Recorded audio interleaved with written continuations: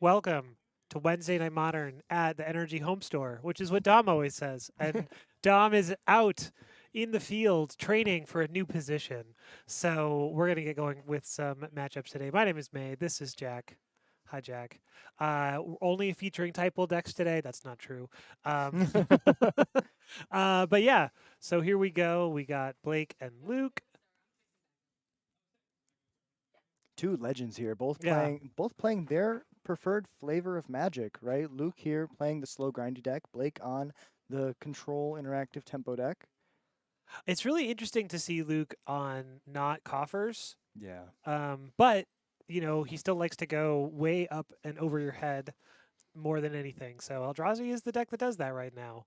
You can just do kind of whatever you feel like. I think Luke got tired of playing the coffers and like not being able to use it. He's like, this has happened too many times to me, and now I shall punish you. He's like, turn 3, having 7 mana is kind of better than coffers sometimes. The last time I played against Luke, he said Necro for 10, and I said, great, Bowmasters. Oh, the pain! Oh, so painful. Not great. Not a good position to be in. But anyway, so he's going to put a Tron land and a Devourer and a Sire into exile. Wasn't paying attention to what he picked. Uh, Uh, I didn't see it either, but I will say that Devourer does so much work. It's a great once upon a time impression, yeah, card that was really banned in Modern. Do you think that Devour's too good for Modern? no, he costs 7. I don't know. I think it's cool. It's a very unique effect, which is good. Eldrazi as a deck maybe is too powerful for modern. Mm. I found out this last weekend. The new Ugin, the Vindicate or the Vindicate effect is a cast trigger. Yep. Like that Oh doesn't need to be yeah. a cast trigger, Makes Consign go up another $3. right? But it's like, oh, I'm gonna exile one of your guys, and then maybe also have a 7 mana planeswalker. Look at how crazy this is. So Luke went turn 1, imprint to Devour, cast a Mind Stone. Turn 2, play an. I think that's a just an. Eldrazi Temple, But the temple just taps for 1 mana and casts a Karn on turn 2. Blake only has 1 mana and has to stare into oblivion. right? Looking at double fatal push, very, very bad against your Eldrazi opponent. And being a turn late on those counter spells is What is so painful. what is that? It looks like a Sundering Titan. Oh, okay. I could be wrong. No, that's a liquid metal coating. That is the Brothers War old Got it. border art, Uh, which is I what don't think what. that's not going to resolve. Yeah, probably. I don't think that Luke's gonna resolve a spell for 2 turns. Probably not, unless he And can double spell. But we that, know at least Blake has 2 counter spells and a Bowmasters and a Prismatic Ending. So bin the bonus Prismatic Ending. Pick up another Bowmasters. A lot of pairs. and something really interesting that could happen here is Luke could just be like, well, like let's say Luke has another soul land here, imprints something big, has enough mana just to cast whatever he wants. He could just uptick the Karn on the Mind Stone and be And like, bash here, for 2. maybe draw out the Bowmasters and then resolve a spell. That would be really interesting. I think in that situation, I don't think I'm snapping off a fatal push on a Mind Stone, but maybe at the end of turn, I would consider if Luke isn't doing anything else. So liquid metal coating, you can't let that resolve. You lose all your lands. Gonna go get a Hallowed Fountain, I bet. And the next spell that he grabs, that Karn grabs, may just be that Sundering Titan we were talking about. 2, 3, 4. Never mind, we're not even We're close. not even close. Not even close. We have to try. Yep. So Hallowed Fountain, turn on your Esper Splash there. What would you even get? You can grab a Walking Ballista. A little early for Walking Ballista. You could grab a Sundering Titan for later. You could also just start ticking the Karn up, like you said. Start getting in for some damage. It, Two free damage here. Your opponent is tapped out. If you're not going to spend the mana on anything else, you may as well just get in there, right? so a really cool Karn line Nope, that just didn't activate Karn. very interesting. A really cool Karn line that you could use if you play Karn decks is the first thing is the liquid metal coating. If it gets countered, you grab your Soul Guide Lantern, you play it and exile your own liquid metal coating, Oh and then yeah, after upticking your Karn, the next turn you have access to it again. Although you would want to wait so that you don't just lose your Karn when you downtick it, but that's a line to get your card back. Ooh, the beautiful Ugin. goodbye again. Blake very happy to take a shock to his face there in order to get that out. of the hand. And he's making sure he doesn't have Tron. That's the frenzied look in his eyes you saw there. And making sure that next turn he doesn't get access to a billion mana. He does not. Untap, upkeep, and draw. Thing is, though, can't Thoughtseize the top of the library. Or that Karn. Or the Karn, yeah. So play another temple. So didn't draw a what do you call it? Didn't draw a mine, or otherwise would have played the power plant. Oh, a Chalice Chalice on on 1. 2? No, Chalice on. Oh, Chalice on 2 probably. Yeah. Locking the Bowmasters and the counterspells out of Blake's hand. This pending is fine because it can tag Yeah, the counterspell or the Chalice. So it'll go fetch something. Yeah, that Karn could have been at 2, and Blake could have been at 12. I mean, I've definitely made that mistake too, because you're like, okay, all my spells are huge. I'm going to kill somebody in like 2 hits. You're not thinking about attacking for 2 damage. You're not thinking about it. It's true, but it is free. It is free. I mean, I guess there's the thing where it's like, well, maybe I want to cycle this Mind Stone at some point, right? It's fair. Totally fair. Thundering Titan. Sundering So Titan. how close are we to Sundering Titan here? 1, 1, 2, 2. 3. I'll let you count. Yeah, 2, 3, 4, 5, 6, 6. So not that close. So an Ugin's Labyrinth off the top. Oh, you don't have anything to No, input. nothing. You could imprint the Sundering Titan, Oh, I the pain. suppose. Yeah, I would have. Ironically, if you play the power plant and then you draw mine, then you could have played Sundering Titan. Fascinating. Always lines. And that's the beautiful thing about Magic is if you look long enough, there is something different you could do. All right, what are we doing? We're sorcery speeding this Bowmasters to kill this card. I mean, that's pretty good Bowmasters. Not a bad, but then you're gonna go shields down against. Well, I guess you know that the Sundering Titan is not resolving next turn because it's all face up, but you are gonna go shields down. This Bowmaster's also pretty dead in this matchup, would you say? Yeah, pretty dead in the matchup though. I don't think you have to sorcery speed it if you don't want to. I think you can leave up your counter spell and you can because what's Karn gonna do next turn, right? Like tick up, and so Karn's gonna be at 2, and then you have your the England Customs Orc token. That's my favorite Orc Army token. There's a lot of beautiful tokens. They do them the best. They do, but then you know. This is Luke's window to resolve something heinous, potentially. And if they tick up Karn, you're just like, okay, ping it for 1 and then attack it dead, right? I like that line. But that's only like, so 7, 1 mana off Sundering Titan. I think he's saying if I tap this Labyrinth to give myself the Devourer, I still can't cast it. Correct. Well, no, actually, because they're... Nope, you can. So maybe that's a line, but you definitely don't want to blow up a Bowmaster. I mean, yeah, like it's not super useful to exile the Bowmaster here, but then putting a 6/6 into play is pretty good. It's a good point. And then see, that was also that was kind of face up, so you could have been in a position to counter that, but then I guess you're not clearing the Karn. I don't know. It's close. It's definitely very close. I don't like playing a control deck where I tap out on my turn, But I'm just. I don't like playing control, so I defer to your knowledge. I wouldn't say it's knowledge per se. It's just expertise gained from years of training. Punching logs repeatedly trained you. Yeah, exactly. Okay, so pass back to Luke. Nope, still 1 off from Sundering Titan because Ugin's Labyrinth now back to tapping for 1, but has a 6/6 to just start beating. That's 2-turn clock. Yeah, and honestly, as crazy as it is... Interesting. Takes it instead of blocking with the Orc Army, knowing that you could make... Like, this is like... Is there a reason? Right. I mean, maybe you value having a 2/2 Orc at some point, but... Fair.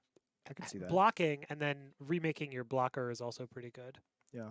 Though, I'll also say this. The Game 1 Murktide versus Eldrazi matchup is really bad for Murktide.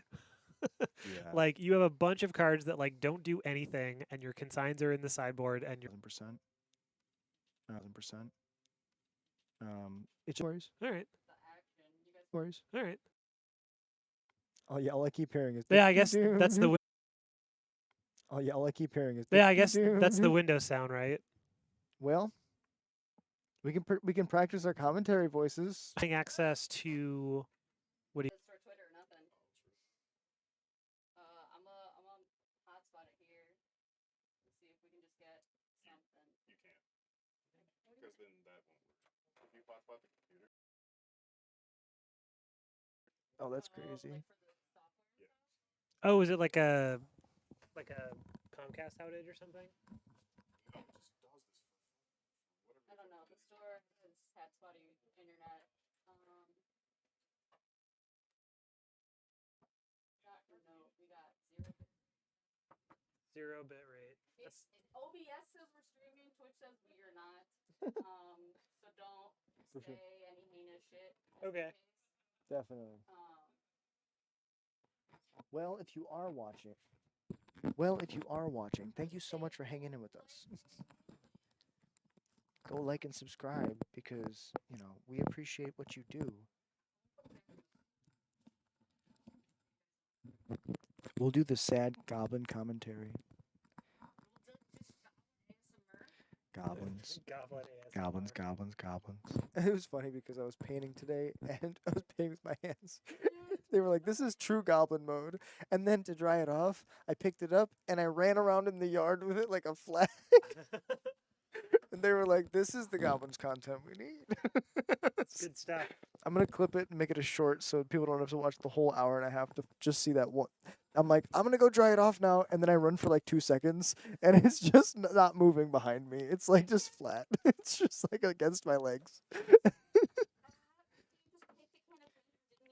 Didn't even know what it was. In true goblin's form. So what were you painting?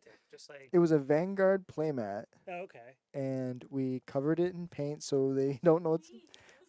It's just me. Sorry. What I spend so much time working by myself that when I talk about it, I try to make it sound more impressive by saying we. I say we a lot. So Like, don't worry, there's a whole collective of goblins working on this project. Just me. It's just me. Yeah, the hive mind. mind. Yeah, exactly.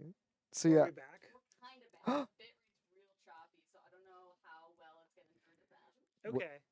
Well, we may or may not be back, and if we are, Luke's going to 5, And Luke is up again. and Luke is up a game, and Eldrazi and Trondex in general mulligan pretty well, especially when you are playing, like you said, Once Upon a Time in your deck. That's a good place to be. I really like that new Ugin. If you have to pick one card, you just pick that new Ugin, and then you resolve it on 7. You exile their thing. You draw a card. You gain life. What is this? Karn liberated. Got power crept. Right? Karn liberated. All Good. right, so there's some sideboard cards. Okay, yeah. There's a Wait. is that a That that's Spell Snare should not be in the deck. I was gonna say that card looks like it. Yeah, that's Is that also a Stern Scolding? no, that's a consigned to memory. No, the very bottom card. That's consigned to memory. That's also consigned. Oh, the very bottom card is Murktide. Murktide. Okay, I saw would, I saw the edge. No, it is. No, that's Murktide. Okay, That's I thought it was a Stern Scolding, and I was like, okay, then that's also very wrong. yeah. But Well, I trust. I guess so. It does the Stern Scolding, or not the Stern Scolding. The Spell Snare. Spell Snare does tag the talismans and it tags Mind Stone. So Mm. in a situation where you are just like kind of at a loss and you're like, well, I don't have like a bunch of cards that I'm going to be taking out. It's reasonable. That against the mono green Tron, it also hits Rumble, which is big. So In this position, it's also really important because you get to take away your opponent's opportunity to get away from your Harbinger. You're probably going to slam Harbinger on 3, and they don't want Luke. Blake doesn't want Luke to have access to something to fix his mana through that Harbinger. right. Doesn't oh no, punished. Had the 2-drop. And So this Mind Stone's going to give Luke the colored blip. Is it blip? What's the terminology for the mana? Pip. Yes, a colorless pip. There we Yeah. go. A colorless pip, yeah. And this would work through the Harbinger, so still going to be able to cast his Thought Knots if he plays Thought Knot. It's going to be interesting to see whether or not letting that Mind Stone resolve is important in this game. Yeah. I'm interested to know whether or not Blake is playing Harbinger. Like I said, I don't know if the Esper version is playing Harbinger because That's fair. the mana's a little bit trickier. Um, what card is that? That full art one. The second, which one? No, No, no, no, not the no, land. the land. Um, Is that that's an Ugin. is that? Ugin's Labyrinth. Oh, I, okay. I believe I haven't seen that art before. I'm not familiar with that. I'm art just either. reading the letters. I think it goes the first and last letter are U and S, and then Alright. it's L. So that's definitely Ugin's Labyrinth. All right, so we got Meticulous Archive for Blake. Gonna go surveilling. Gonna see what we got. Thinking probably about discarding this basic swamp to frog, maybe. I like in this situation just pitching as many of these cards as you can early to push as much damage as fast as possible. Yeah, I think another land. Yeah, get these out of here. Ditch these lands. 3 of them, all 3 of them, and then you hit, and you discard another land, and you're just like, get them This out is of actually this is potentially a pretty good position to be in because you do have enough lands where you could pretty comfortably like attack with frog, right? And then pitch 2 of your lands and a spell snare and then play a huge Murktide. I mean, and then you just ride that to victory, you protect it, and at that point you're playing Delver. Yep. Gonna counterspell that to save the frog. Still, Plan Murktide's still on the table here. I would definitely, in Blake's position, discard Spell Snare and 1 land, 2 lands maybe even to the frog. Alex, Just maximize the damage and also maximize the size of the Murktide. yeah, because you know the late game belongs to Luke. As long as he gets out from underneath his right now he's like trapped in mana, but as soon as he gets something unlocked, he's in a really good spot. And yeah, you don't have a lot of turns to mess around. Once that new Ugin comes down, it's over, I'd say. Yeah, and you're also you're in a pretty good position here to make a big Murktide, right? Because you know that you're not going to get all this dusted on your next turn, so you can go shields down. Would having 1 more power have changed the clock? So what do we have? We have 5, 7, or 5, yeah. So yeah, it would have changed the clock a little bit if you had discarded 1 more card to the frog and then the Murktide was 1 bigger. But Because you don't really need this last land, right? well, I'm thinking about the spell snare. Oh, sure, that's fair. No, that's a good point. One extra counter could be the whole game here. Yeah. Blake looking at the camera, this is like Kozilek's for 2. All right, frog down. What's up with the hat? that. It does kind of look like a boater hat, yeah. It does. Hat meta? Manifesting the goodness. Yeah. I think actually both players have really excellent hats this match. I really gotta. I like Lute's hat. I like a trucker cap. Yeah, it's kind of the more modern trucker cap. It's not like the foam top or whatever.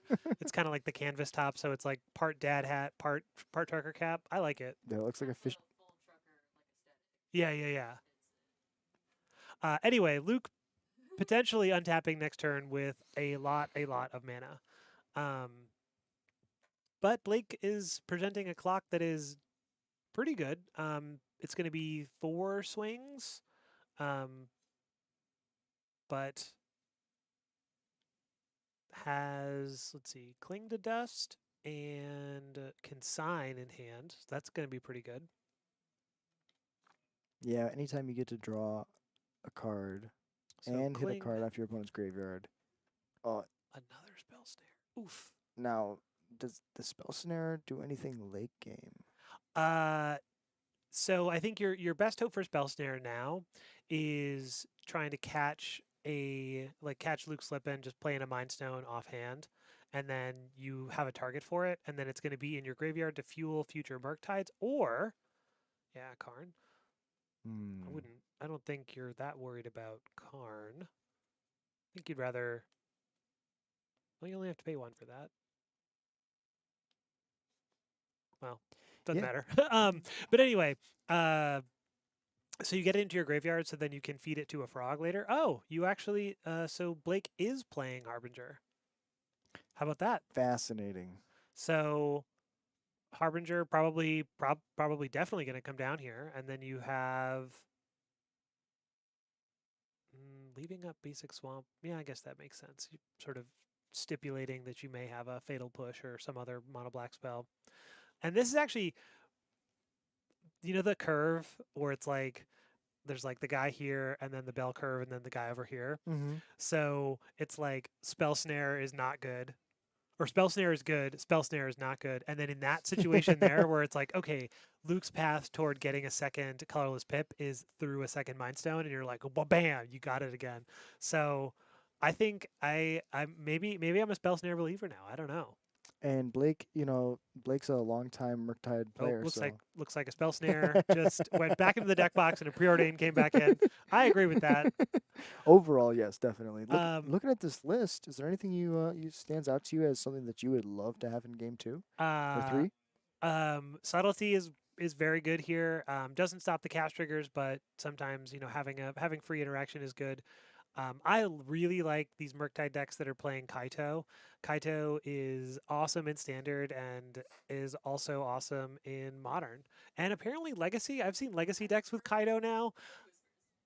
So I'm very into that. Um, Other ones, Consigned to Memory obviously is going to be really good here. Mystical Dispute, Spell Bomb, um, Magistrate. Not super interested in those.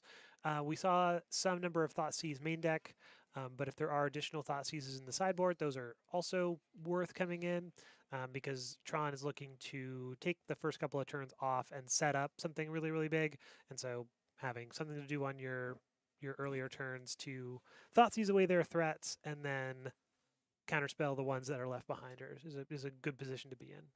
Yeah, and just overall, I feel like, stopping things in the stack is very important for this deck, but a lot of Eldrazi's nowadays, or all Eldrazi's, have so many cast triggers. The cast triggers, yeah, It's so hard to stop them. it's brutal. Um, well, this is pretty good start to a hand here. And the Oh yeah, and the that's a Kaito. great hand. Nothing's ever going to resolve.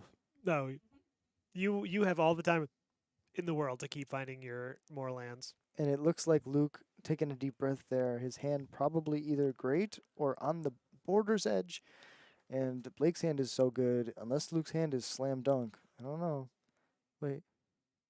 What? Wait, no, Blake, that hand is cracked. Did he? I think we saw 2 lands, but was one of them a basic swamp? No, it was two fetch lands. I'm so confused. I mean, if it was basic swamp, then my appraisal of the hand goes out the window. Yeah. But trip counterspell, I force would've- a negation, 2 lands. That's a really good hand against Tron. I feel. The goblin would have snap kept that, but we don't know too much.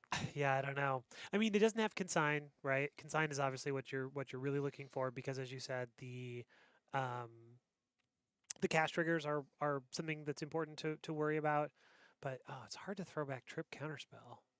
And- It must have been a swamp, right? Well, It must I have been a didn't basic see. swamp. Yeah, it wasn't 1,000%. I know one of them was a fetch land, but I saw the other one in shadow, and I couldn't tell for sure. I thought it was flooded strand watery grave, but I could be mistaken. The art looked right. That looked right, but maybe Blake just being super disciplined here and saying, "I need my sideboard cards, even if I have all these counter spells.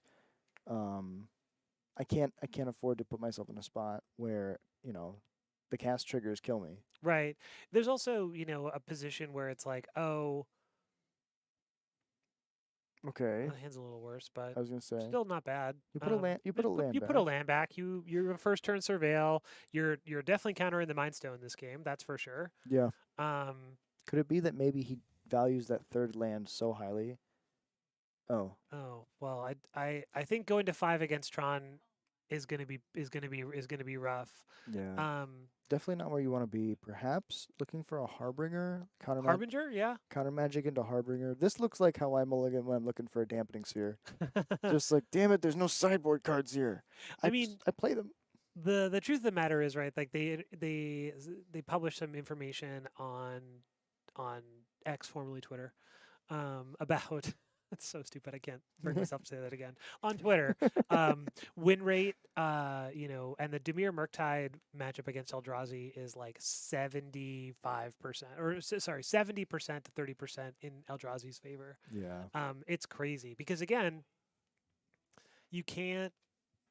At a certain point, you will run out of counter spells. So if you don't have a fast enough threat, or if you aren't doing it enough to be proactive as well as reactive, you're okay. Well, This is a perfect hand. that is about the best 5 you could ever hope for, because you get land, consign, frog, counterspell, banger. That spell snare is getting the hell Yep. out of here. So we put the spell snare back. I'm happy with this. If you got a mulligan to 5, this is where you want to be. And this follows the mentality that I always say when I mulligan, which is there's a better hand. There's a better hand. There's always a better hand out there, and that's not always the greatest case to think about. But right here, it got Blake to a good 5. That's true. And you know what? Maybe I was wrong all along. And this banger of a 5 is gonna carry. I mean, frog into double counterspell is going to present a pretty good clock. And that really could be what Blake was looking for in the first 2 mulligans. Like, okay, I have all this permission, but I don't have a way to win the game. Mm. So, okay, I don't know if I'm going to be able to like be impactful enough by the time Luke is getting a lot of value off of his huge cast triggers. No, Mind Stone. Always with the Mind Stone. And this is this. Oh, there's the Harbinger. Pretty good pickup in the Harbinger. And that's the power of this modern day Eldrazi deck, being able to turn 1 and 2 drop, turn 1 chalice on 1. Yeah, that's a legacy thing. People play in Ancient Tomb and City of Traders in Modern. Come on. Ooh, Thought Knots here. I would. So interesting. So Do you counter the 4/4 or the Thoughtseize? exactly, That's so tough. because if you counter the 4/4, you just lose a card forever. Wait, Oh, is Thought Knots here? it's an ETB, Is it like the only Eldrazi that's an ETB? so you can you can ephemerate your Thought Not Seer. That's insane. Yeah, I guess we're used to modern Eldrazi, but maybe back in the day, Oh, it does. it is. say- It's an ETB. Okay, well, why choose when you can have it all? They were like that. They were like, that's crazy. We need. Oh, shout out to my brother Cole in the chat. Thank you for jumping on, bro. I really appreciate you. Appreciate you being here, you legend. Yeah, no, I think it's really interesting. Maybe Sowing Microspawn was originally templated as an ETB, and somebody in Wizards was like, actually, no, guys, it should be a cast trigger. It should be a cash trigger. Ooh, Chalice on 2. Yep, definitely put that away. As we were talking about Chalice, sometimes just backbreaking, you can counter all the counter spells. So here we're going Frog. Yeah, Frog time. And this Frog into the Harbinger might just slam this game. Frog into Harbinger is going to be pretty powerful. Luke's going to go for Karn. Now this is tough because if he grabs Liquid Metal Coating or anything else, the following turn, he's able to grab a Walking Ballista if Blake goes on the Harbinger route. Yeah. And that sequence could be very bad for Blake because he taps out both those turns. If my opponent went and got something devastating like that, I'd be really tempted to like draw land, right? Because it all starts by drawing a land. Draw land, play True. Harbinger, discard both cards to Frog, clear Karn. I like that. Right, and you draw a card. Yeah, and yeah, exactly. Nuts. Do you flip the line? Do you discard 2 cards, kill the Karn, and hope to draw the land for the Harbinger? Oh yeah, I mean I think that's a pretty good line too. If you miss. If you miss on the draw. Yeah. It's always kind of I probably in that case discard whatever random card I drew that's not preordained. I like What do that. we got? Walking Ballista? And a counterspell. Counterspell. Okay, well Good card to pitch. now maybe there's a lot of interesting lines here. You still I think clearing the Karn is probably still good here.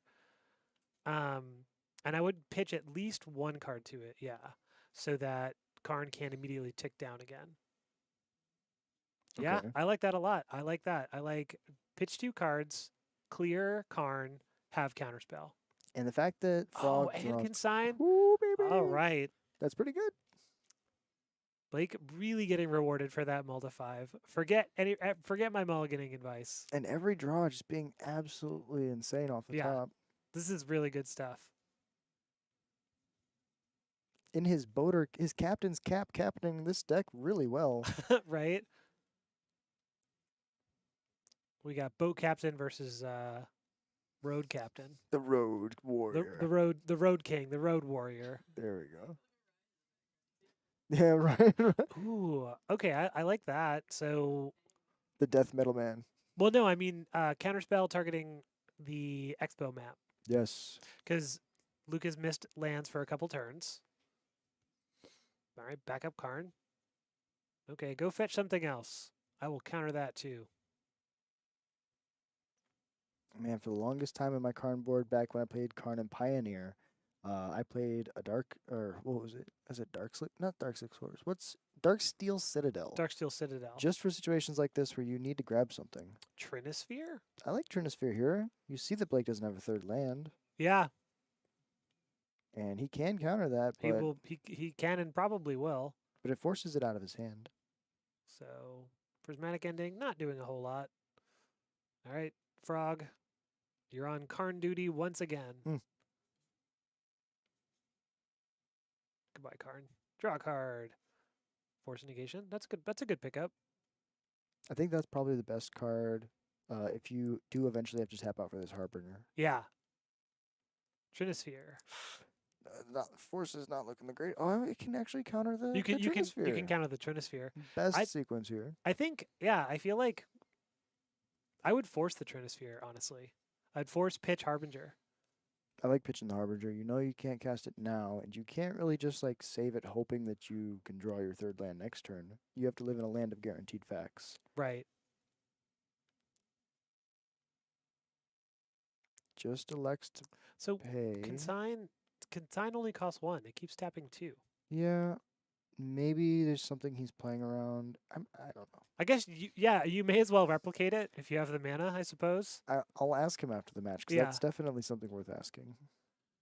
So Just coming in, Just an attack. attack for a 3. We're gonna pump the frog at all. Get the prismatic ending out of there. I would discard the prismatic ending. I think There Yep. we go. discard prismatic ending. I guess the one reason you'd keep it is because it could tag the walking ballista. I think the walking ballista was second harbinger. Okay. Okay.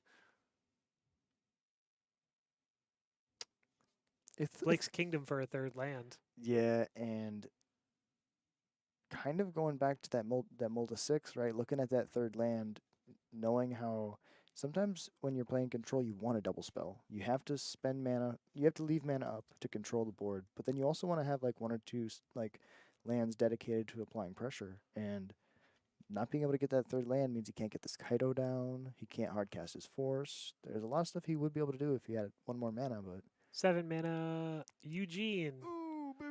So we're definitely going to force the Eugene, but that takes away the frog, which is pretty devastating here. Yeah, the cast trigger, not if Blake flips the sequencing here. If he last turn pitches the Harbinger. Yeah, that's why I was saying, like, I think it's better to force the Harbinger, or force pitching Harbinger, or Kaido, to take care of the Trinisphere so that you have your consign up for something like an Ugin. I like that a lot. And now, So, because right now, so Harbinger, 1, 2, 3. So if he has a land, Luke can just go Walking Ballista X is 3, shoot your Harbinger. yep, brutal. Walking Ballista X equals 3, kill your Harbinger. And then Luke's fine because he has another one, but the issue is he can just pump it twice next turn. Or pump it once. Thoughtseize, oof. One turn too slow on that Thoughtseize. One turn too slow on the Thoughtseize, yeah. And Walking Ballista, standard powerhouse. I would say Pioneer powerhouse. Pretty good at Pioneer. Heliod is looking at Walking Ballista like my son. Heliod is banned in Pioneer? I believe it's either Heliod or Walking Ballista is banned in Pioneer. Because, One of them is banned, yeah. I just can't remember which one. Because I I love the I never got to play with Hardened Scales, but I played with Winding Constrictor, Oh, sure. and that card was so much fun with Winding Constrictor. I believe it. Walking Ballista is banned. Okay, that makes See? sense. It's too good. It's too good. Yeah, I really don't know what the Pioneer ban list looks like. I'll be honest. I know Inverter is banned. They don't do a good job. What? Karn Karn's is banned. banned, Yeah, I yeah. remember Karn getting banned. Um, Besides that, I agree. It's pretty hard to remember the cards because they don't play the format enough. I should. yeah, Oh, the fetch lands are banned. fetch. There we go. That's a set. That's a I think set if of you cards. showed me like a random card that's like a random card that is theoretically legal in Pioneer, It'd be I a fun game. I could maybe guess if it was banned, but I don't think so. Show you Once Upon a Time. That's got to be banned in Pioneer. Show you Uro. Oh, that's banned. Yeah. So like, cards that are banned in real formats, obviously those are banned in Pioneer. Oh damn it! My next one was Oko. Anyways, back to the game. Yeah, this is a really tough position to be in now for Blake. Yeah. The Walking Ballista is just getting huge, and yeah, you may as well attack for 2. Oh, the pain. And this is the crazy thing about Walking Ballista is it felt like Fury before Fury was a thing. You get to the Mhm. point where your opponent who has small creatures, they just can't play the game. Every turn you just invest your mana in pumping up your Ballista, and then eventually you get to the point where This is atta- lethal Yeah, you just attack and because then you you shoot just them. you take 6. I will say Walking Ballista feels like the greatest control finisher of all time because it controls the board and it kills them at the same time. The greatest control finisher of all time. That would be an interesting conversation. And I'm a goblin, so It's I probably Morphling is in the conversation There for we go. sure. Mutavault, Mutavault is a good one. yeah. Mishra's Factory for the same reason. Yeah. Sphinx. What was the Sphinx? No, not the So- Dream Trawler. Dream Troll is really good. I would go Diagraph Graveyard. What is it? Diagraph Ghoul. Drowned. No, Nephalia Drown Yard. Oh, That- Drown That would Oh, be mine. Celestial Colonnade, great control finisher. Elixir Grindstone. of Immortality. And I guess that's it. We That's don't. it. We don't, Backup match finished already. No, we can do it. I- We're talking control finishers for 2 seconds. can you name some in the chat? What's your favorite control finisher? Somebody said Celestial Colonnade. That's a Okay. good one. Okay. Creeping Tar Pit, same reason. What? I think all creature All creature, lands, really, definitely. yeah. What- Big what's the card that you like to lose to when you play against control? Mine's 5 Mana Teferi. 5 I'm like, minutes that's Teferi, yeah. cool. Yeah, that's like a fun card. Getting Jace Yeah. ultimated is pretty fun. Yeah, when I played against George, or not George, when I played against You know what I don't like? Hmm. Fillage. yes. Oh my god. I do not like. I How do can- not like Fillage. How can they be like Uro's not okay and then give us Flage and be like, this is medicine. You need to just take this. Just take it, yeah. It's just kinda- Ooh, and Treat the Angels is a great one, Ooh. and Decree of Justice for the same reason. Any Planeswalker ult I love. Oh, any Planeswalker, yeah. I like Samurai Token. Samurai Yeah. Token is a great control finisher. That is a good way to lose both a game. both the 2/2 with Vigilance and the 2/2 with Double Strike. Yeah, Jace is it Perfected Mind in Standard? I think you already said that one. Oh no, I said Jace the Mind Sculptor. Yeah. Well, I said Jace ult. I didn't Jace ult, specify yeah. which Jace. That's a good Jace ult. Does Scarab? Oh God, yes, Scarab God. Let's take us back to when Oh. Scarab God was played. No. Best control finisher is Cruel Ultimatum. Final yes, answer. final answer. We Cruel agree. Ultimatum and Aetherling. Fist bump on stream. Yeah. Anyway, we'll be back in a little bit for round 2. Gotta reach but we'll do some ad reads. Jack, you do it. So Inkling Customs, if you enjoy crazy tokens, if you like something that maybe doesn't look like a normal Magic art, but you want it done like somebody who loves Magic would do a token, you go check out Inkling Customs. I know that was long-winded, but they have great content. They have great tokens. If you want something crazy, go check them out. Okay, the ad read though is for the showdown. You got to go Don't to the do Energy this. Series showdown and get yourself one of those Inkling custom tokens. And that's how you Um, get it. That's how you get it. This is coming up faster than you know. May 10th and 11th here in Chicagoland. There is a 10K Modern Showdown. The winner of that is going to get queued for champs and is also going to get one of those very cool tokens. And then on Sunday there is a 5K Standard Trial. So you could win both, like Dom Harvey. Are you gonna go? No, I'm going to be at PAX. Oh, But respect. otherwise, I definitely would go, and I would play Oculus in both formats. If you want to go see me play Standard and Modern Goblins, check out the Chicagoland 10K and 5K. You could play against Goblin Ringleader, and you could probably beat me because that's how it goes. Anyway, this has been great. We'll see you in round 2. Don't go anywhere.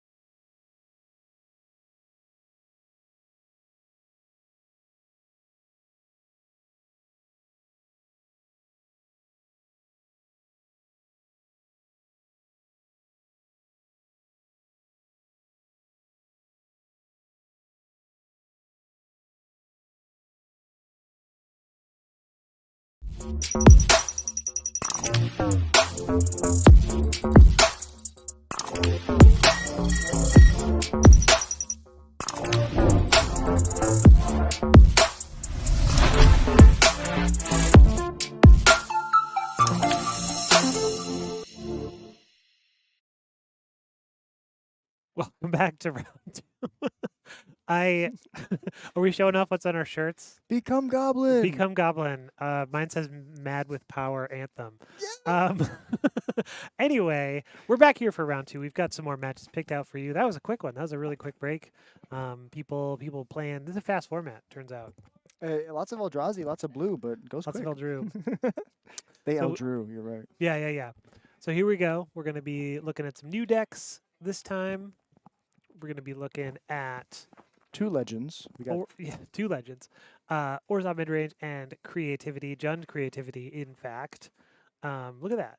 this So this Orzhov Sewers deck kind of being like the new hotness for a little while, started to cool down a little bit now. Creativity was the old hotness, kind of like the old and the new battling it out. right. Yeah, it's funny. Creativity is just like, oh, sometimes it's good. It's good again. It's bad again. Who knows what's going on? Brennan 6 down the stonks way down for some reason. Kind of a tough choice here. So do you Thoughtseize the Thoughtseize? Do you Thoughtseize the Brennan 6, the creativity, I think if the Devin Archon? feels like his hand's fine, he doesn't take the Thoughtseize, because then David uses the Thoughtseize and takes one of his many good cards. This is a sign that he feels like his hand's good enough to warrant not taking the Thoughtseize. Usually I take the Thoughtseize if my hand's fragile. That makes sense. So here it might be a sign that he's kind of resilient. And so playing a fetch land, does he just... Yeah, of course, I was going to say, there's no way he leaves up a Surveil. Looking at that being a fatal push, I believe. No, it's an Ephemerate. Yeah, so we got Ephemerate, Dog, Solitude, card that's too blurry to read. Trawler. Trawler. Well, no, there's Trawler, and then... I don't know what the Oh, top... those are Flicker Flicker Wisps. Wisps. Ah. Got it. Beautiful art. Very good art. So no Dog, actually. Flicker Wisps. Have to do it the old-fashioned way, and This is actually... I would take the land. I would definitely take the land. Yeah. That's maybe a reason to Thoughtseize the Thoughtseize, right? Yeah. Unless you're just like, no, I'm built different. I drew a land. Well, and also this deck does only play 18 lands, so that's that might be a decision that compounds over the game. Right. But it's hard in the beginning, like to take your opponent's Thoughtseize, especially when they have like a Renin 6 and a Creativity, their namesake, in their hand. Right. I mean, you can put a Solitude into play whenever you feel like. So, like, if David goes for this Renin 6 and you're just like, okay, put a Solitude into play, no value, Ephemerate it, attack your Renin 6, not a Yeah. bad place to be, right? Totally fair. Yeah. And it's hard to, not draw your land there. Sometimes, off but saved by the top deck. Never didn't have it. Never in fact, never didn't have it. Now, do you leave it for a Surveil or do you slam something? looks like we're going to be casting a Prismatic Ending, in fact. That's a beautiful draw on the turn before and draw this turn. The land and the pending both needed. Otherwise, I don't think he would have been able to deal with the Renin 6. Yeah, you're not doing much against the Renin 6. Yeah. And now David kind of doing a whole lot of nothing here. I guess we have a bunch of unknown cards, but other than that, just like a couple of lands. We know at least one creativity is down. Didn't put a Fable into play immediately, so no immediate way to discard this Archon. I've seen the Creativity deck get to 8 mana and just And cast just cast the Archon. You're It is one of those things. It's like it's the secret way to cheat your guy into play, which is just pay for him. Yeah, it's not Emrakul. It's not 15. 8 is much less than 15. Right. The amount of times that I'm like, okay, I have almost all my lands in play. I'm only at 12. Just like, come on. So Devin still in a pretty good spot because maybe you can just start deploying some of these Flicker Wisps as beaters Yeah. because they're safe from the Renin 6 at least partially. Yeah, and that's That's another crazy thing about the Renin 6 is a lot of this Sewers deck is X1s. The Trawlers are X1s. The Flicker Wisps are X1s. So sometimes Renin 6 can just like do a pretty good Lava Dart impression and just Right. go pew pew. Okay, Faithless Looting, that is one way to get Archon into the graveyard, that's for sure. Because you probably have the persist package. Recently unbanned Faithless Looting.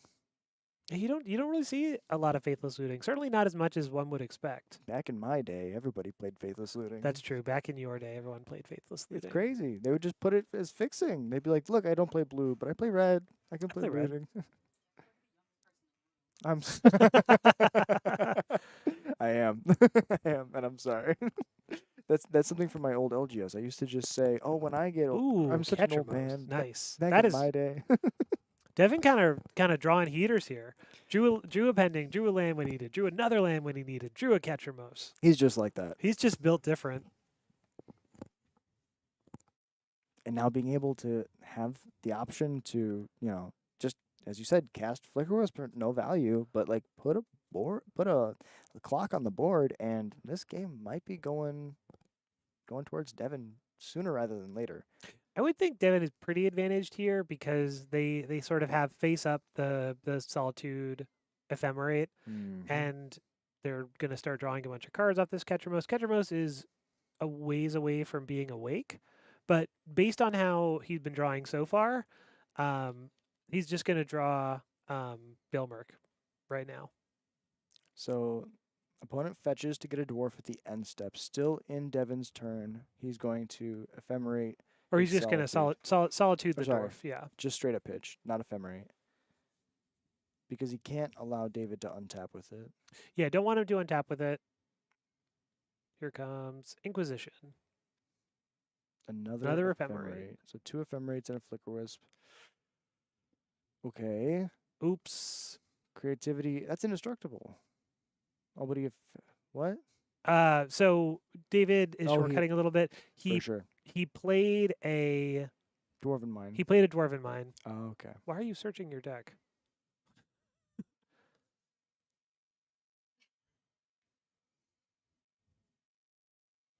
Yeah, that's right. It's okay. It's okay. You do shuffle afterwards, so it's kind of like There we shuffling your go. deck. There we go. So that Ketchermos is there. I guess that's a reason maybe to hold the Solitude back. Because you want to Solitude the... What do you call it? Solitude the Dwarven Mine or Or Solitude the Archon after it comes into play. trigger on the stack. Well, you still have to sacrifice your guy. Well, Oh, that's so tough. Yep. Well, I thought Devin was looking advantaged, but I guess creativity sometimes just does that. it's tough because like the way that Devin played it, you have to kill the Dwarven Mine, and then it's shields down on your opponent's turn. Whereas if you leave up the Solitude, your opponent just makes like a second dwarf, and then you try to save your Solitude, but then you have to choose lesser of two evils, right? Do you let the Archon resolve, or do you let him just not have an answer for the second Archon? Sorry.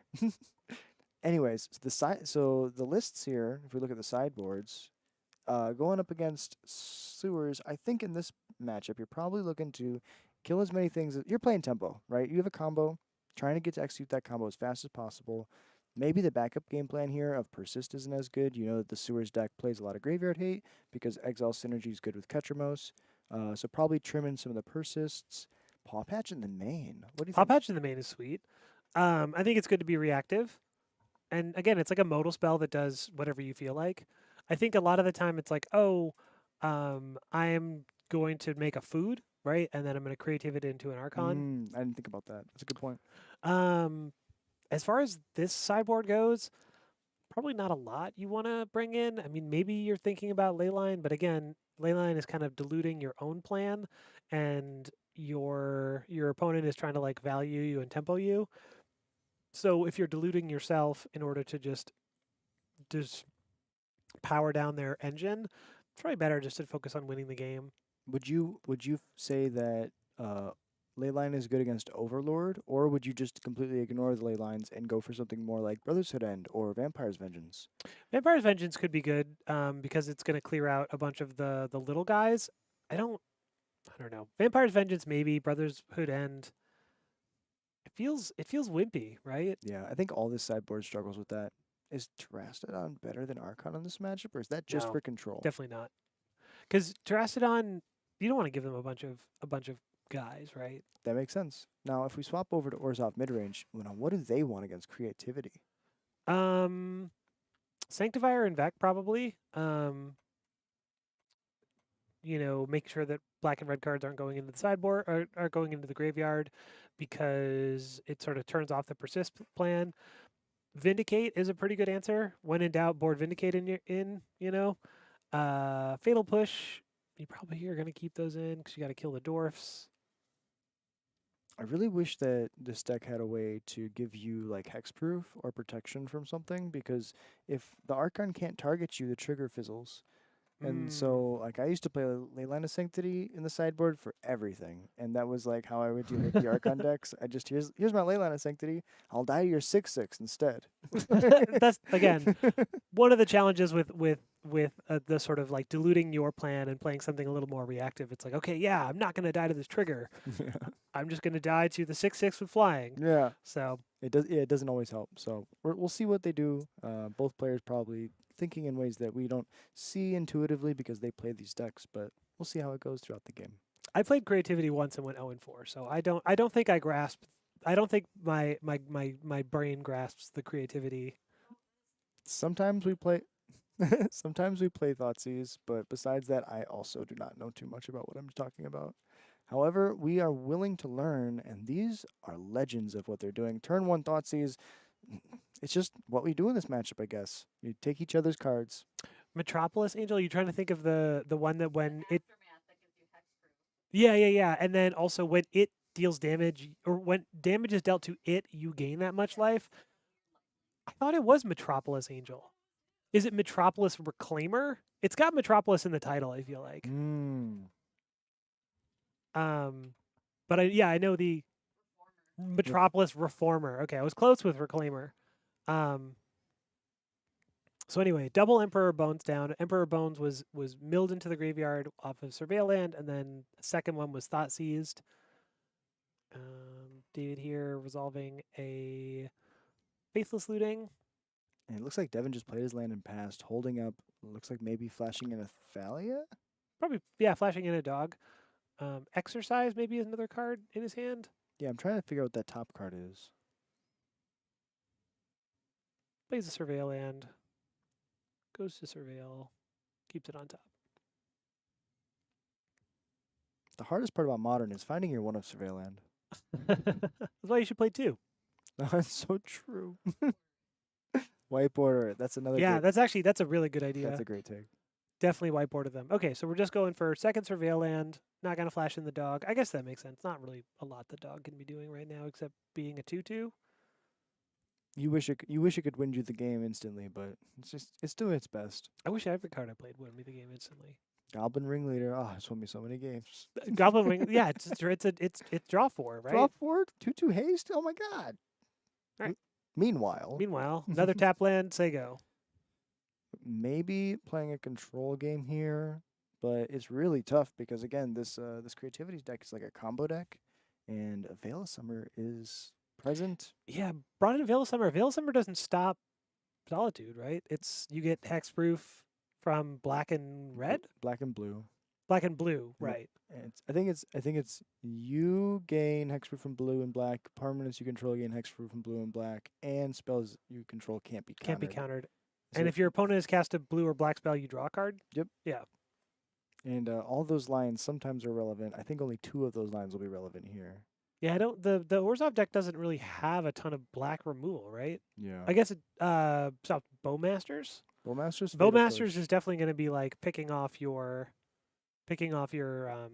dwarves. So It's really tough because I feel like sometimes in this matchup specifically, you just have to take what you can, and Devin probably doing his best here to stop this creativity deck from just creatively destroying him. right.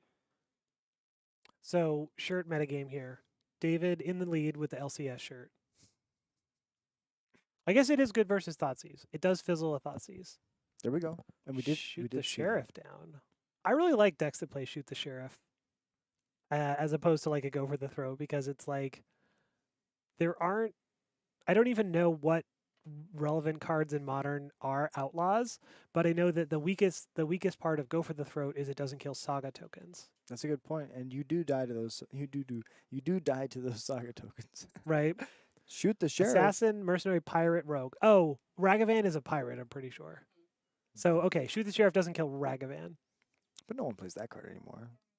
Yeah, I guess Ragavan is no longer the premier one drop. We powercraft Ragavan. I will say that someone cast the sheriff on my Howl Squad heavy, and I had to be like mercenary. They were like, they were like, no way, and I'm like, yeah, buddy, he's evil. What is Howl Squad heavy? It's a 3-mana 2/3. Start your engines. At the beginning of combat, you make a token, and then if you have max speed, you can tap to add red for each Oh. creature you control. This is the goblin Howl Squad.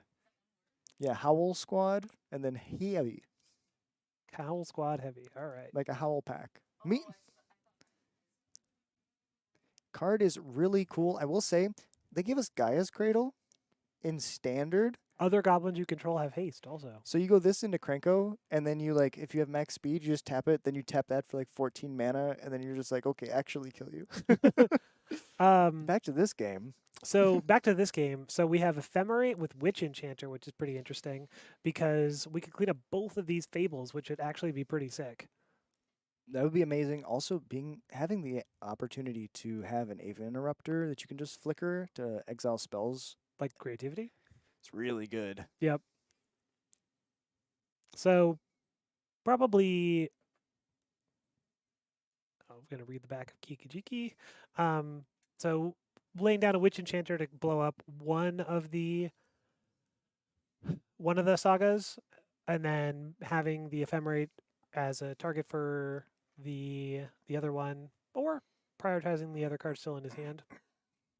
But if turning Ephemerate into a counterspell is pretty sweet.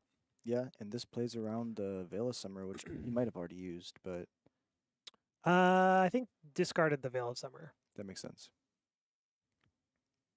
A nod to what we were saying, there's not a lot of interaction that he has to worry about. Maybe it's just better than the other cards that he had.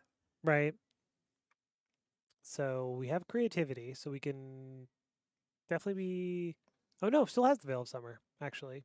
Very interesting here. Very interesting. So play a land. So cards in hand, creativity, Veil of Summer. And Avid Interrupter is actually a really good answer to creativity because It exiles. it exiles and becomes plotted, right? Yeah, it doesn't counter, which is crazy. Card's very strong. I remember the first time that I got an Aven Interrupter ephemerated against me. It was very, very impressive. I was like, wow, the bird's the word. Attacking here to make some treasures. So we have a 1/1, I think that says cat, but it's really a dwarf. So we have a dwarf and a goblin shaman. Now we have a treasure. The cat's playing D&D and it's a dwarf. Right. Cat is playing D&D and it's a dwarf. So here comes creativity for 1, target the treasure. Has the option to cast the veil if there's a Bowmasters presented. If not, you just hold it. Devin's saying you can have your creature. Oh, I see. So Devin's going to be like, yeah, go ahead, get your Archon. I'm going to Solitude your Archon after it comes into play. And just sacrifice the Aven Interrupter. That makes sense. It's pretty cool.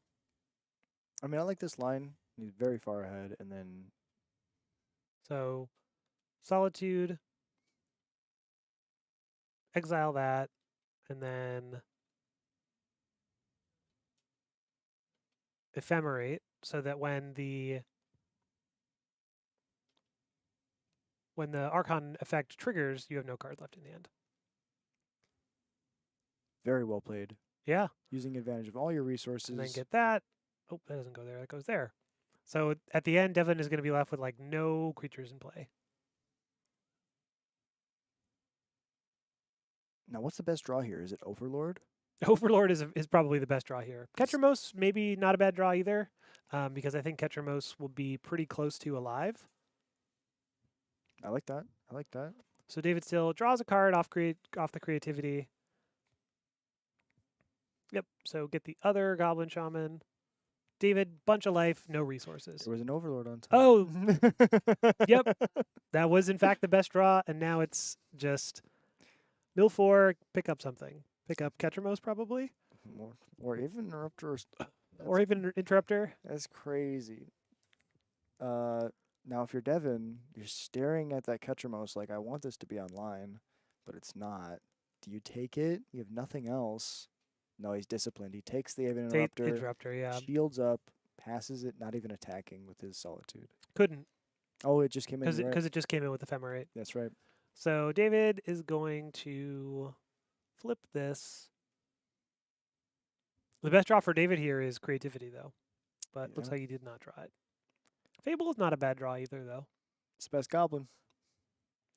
I don't know if I agree with that. You know, I used to say that it wasn't the best Goblin, and I didn't play it in Pioneer, and then I added it to my deck, and I faced Nikachu in the win and in for a top 8 at Uh-huh. the energy, and I have to say it's the best Goblin. Okay.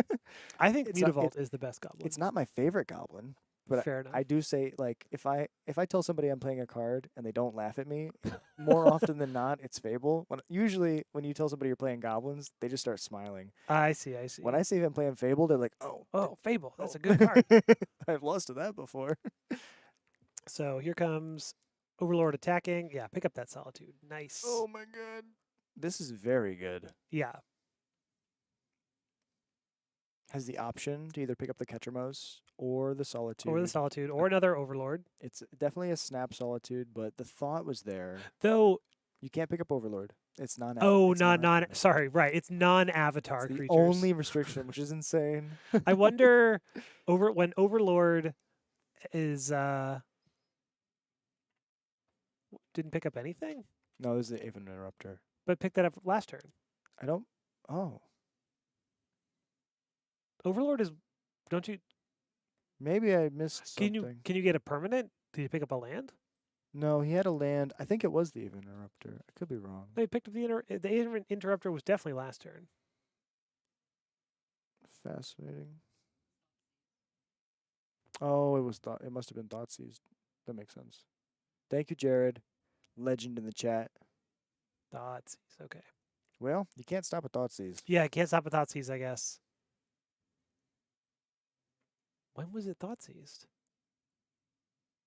It must be buried under those fetch lands. Well, because he played the Overlord last turn Yeah. and picked up Aven Interrupter, and then on David's turn he only played the Fable, right? He picked up the Solitude and he put it back down, and he looked at something else, and then he just didn't pick something. I think that's what happened. I think he just didn't pick a second thing. Yeah. Maybe he was. No, David thought seized it. Okay. Maybe. Okay, Maybe I guess I completely missed it. Because I'm looking at the The great- mana, Yeah. and I don't see where Thoughtseize mana was tapped. Shout out to Twitch chat. I'll just take their word for it that I missed it while I was gabbing about something stupid like what the best goblin was. I distracted you. Yeah, you did. That's okay. You passed your pop quiz though. I did, yeah. So, okay, 2 cards in hand. Probably just going to discard. Yeah, Veil of Summer. It's been here the whole time. It's been here the whole time. Getting close to the secret method of cheating your guy into play, which is just casting it. So we're going to make a copy of the goblin. We're going to attack with 2 goblins, make 2 treasures, And and have 8 mana. Right? If you're Devin, you don't want to block, but you kind of have to because you're so far behind. I guess you get to pick it up again for You just free. pick it up, yeah. You just pick it up for free. So there's no downside to blocking. That's fair. Yeah, you gain your life. You take care of the goblin. That copy goes away. I didn't see, but maybe he used a treasure. Okay, treasure could be definitely. Well, I know that I watch all these back afterwards to see how Yeah. everybody So did. I we'll see. thought there was only one treasure, and the treasure was creativity. But there may have been another treasure that I missed somewhere along the line. There's been a lot of fables in this game, Yeah, so it's entirely possible that I just missed a fable. just chucking tokens all over the Just board. tucking tokens all over the board. Okay. So Devin pass, looking at his hand, thinking, debating whether to attack. Because if he was 1,000% good to attack, he would just snap it. Yeah, Yeah. I think he's just like deciding what there might be. So here we go, dog. That's tough. Felia allows you to blink your Overlord, which is not what you like want to be doing, but it gives you like the option to blink your Overlord, and then Hmm. you could No, like the card in Devin's hand is Relic of Progenitus. So mm, if you pick up Ketramos here, play Ketramos, and then play and crack the Relic is drawing a ton of cards. A lot To- safer to just get the Solitude, but and he could get that line next turn. you can get that line next turn exactly. Yeah, shields up, and then Yeah, deciding to be patient. Just to play this for now, just so I got it. David, it looks like also has a land and um, another Veil of Summer. Hmm. Keep forgetting the names of cards all of a sudden, even though I'm like literally looking at a Veil of Summer on top of David's graveyard. The na- Picks up an Inquisition. I guess an Inquisition will get the Interrupter out of the hand. yeah, it's interesting. Oh, and Persist. Is there any target for persist in the graveyard? Not currently, no. So both players, I guess not Devin. I was gonna say both players kind of have duds in their hand, but Yep. that's not true. It's just David drawing both the Veil of Summers and now another dead card. Yep. And it looks like the other card is Fatal Push. So Fatal Push, Veil of Summer, Inquisition. Kind of a lot of air. Devin is pretty close to have turned the corner at this point, I imagine. Yeah, I think this Overlord probably picks up either an Emperor of Bones or a Thalia, if not the other Solitude. Oh, okay. Well, I think you just keep the Solitude in your hand. A Thoughtseize. Yeah, you can Mm. cast the Thoughtseize if you want. And then you have Solitude, and then this game's pretty in the bag. Yeah, I think things are looking very good for Devin here.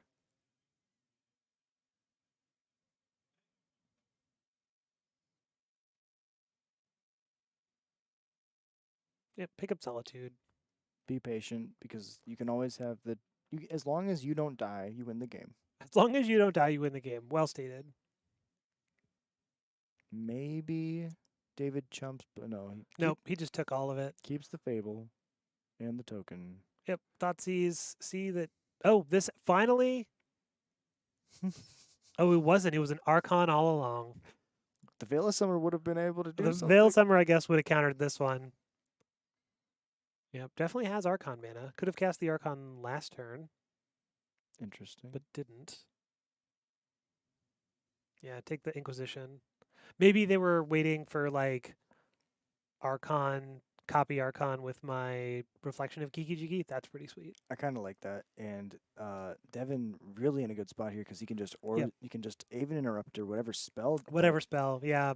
That's a pretty cool line. So like if you get an extra land there, you're like, play my Archon, Solitude your Archon, in response to your Solitude, make a copy of my Archon. It's pretty good. That's pretty cool. And That's then a very cool line. And I guess Devin was pretty high up still, but that puts a lot of damage pretty fast. So Yeah, that's 12 damage. it's pretty good. Pretty good, yeah. Because it's 2 Archon. No, it's 15 damage. Because it's 3 Archon triggers and an attack for 6, That's pretty cool. which is a lot. And you draw 3 cards, and Devin discards 3 cards, and all kinds of bad stuff happens for Devin. But didn't quite get there, so now we're going to go to a game 3. Looks like the backup feature finished. It's a fast format. It's a very fast format. You're either playing a deck that beats Eldrazi, or you're playing Eldrazi. We're playing Murktide, Murktide, yeah, which does not necessarily beat Eldrazi. tears. Storm's really good too. There's just so many fun decks you can be playing in this format right now. A lot of people wouldn't say that Storm's fun. I like playing against Storm because I get to watch them do all the things. I think Storm is a fine deck. Yeah. Storm used to be my enemy. Storm used to be my least favorite deck in Modern. I hated sitting across from a Storm opponent. And now I'm just like, whatever. Yeah, cast your spells. Yeah, I'm a combo player at heart, so it's kind of just like, hey, I should have done that to you first. Like, I'm sorry. Or they play 3 World Breakers. Who told you about 3 World Or they Breakers? That's never happened to me in my life. That didn't happen. That sounds pretty epic. Yeah. That sounds like a great story. Well, it happened to somebody else though. Of I don't know course. anything about 3 World Breakers. We'll take a poll. We'll find out who it was. Yeah, But back to this game. yeah. We'll go to the tape. That's Oh my gosh. 3 So play Faithless Looting, discard 2 Faithless Lootings. Okay. He doesn't need those to win. Faithless Lootings into the bin. Thought sees persist. Oh. Devin yelling, "What through, the hell is this?" through the door, the peanut gallery really loving this reveal.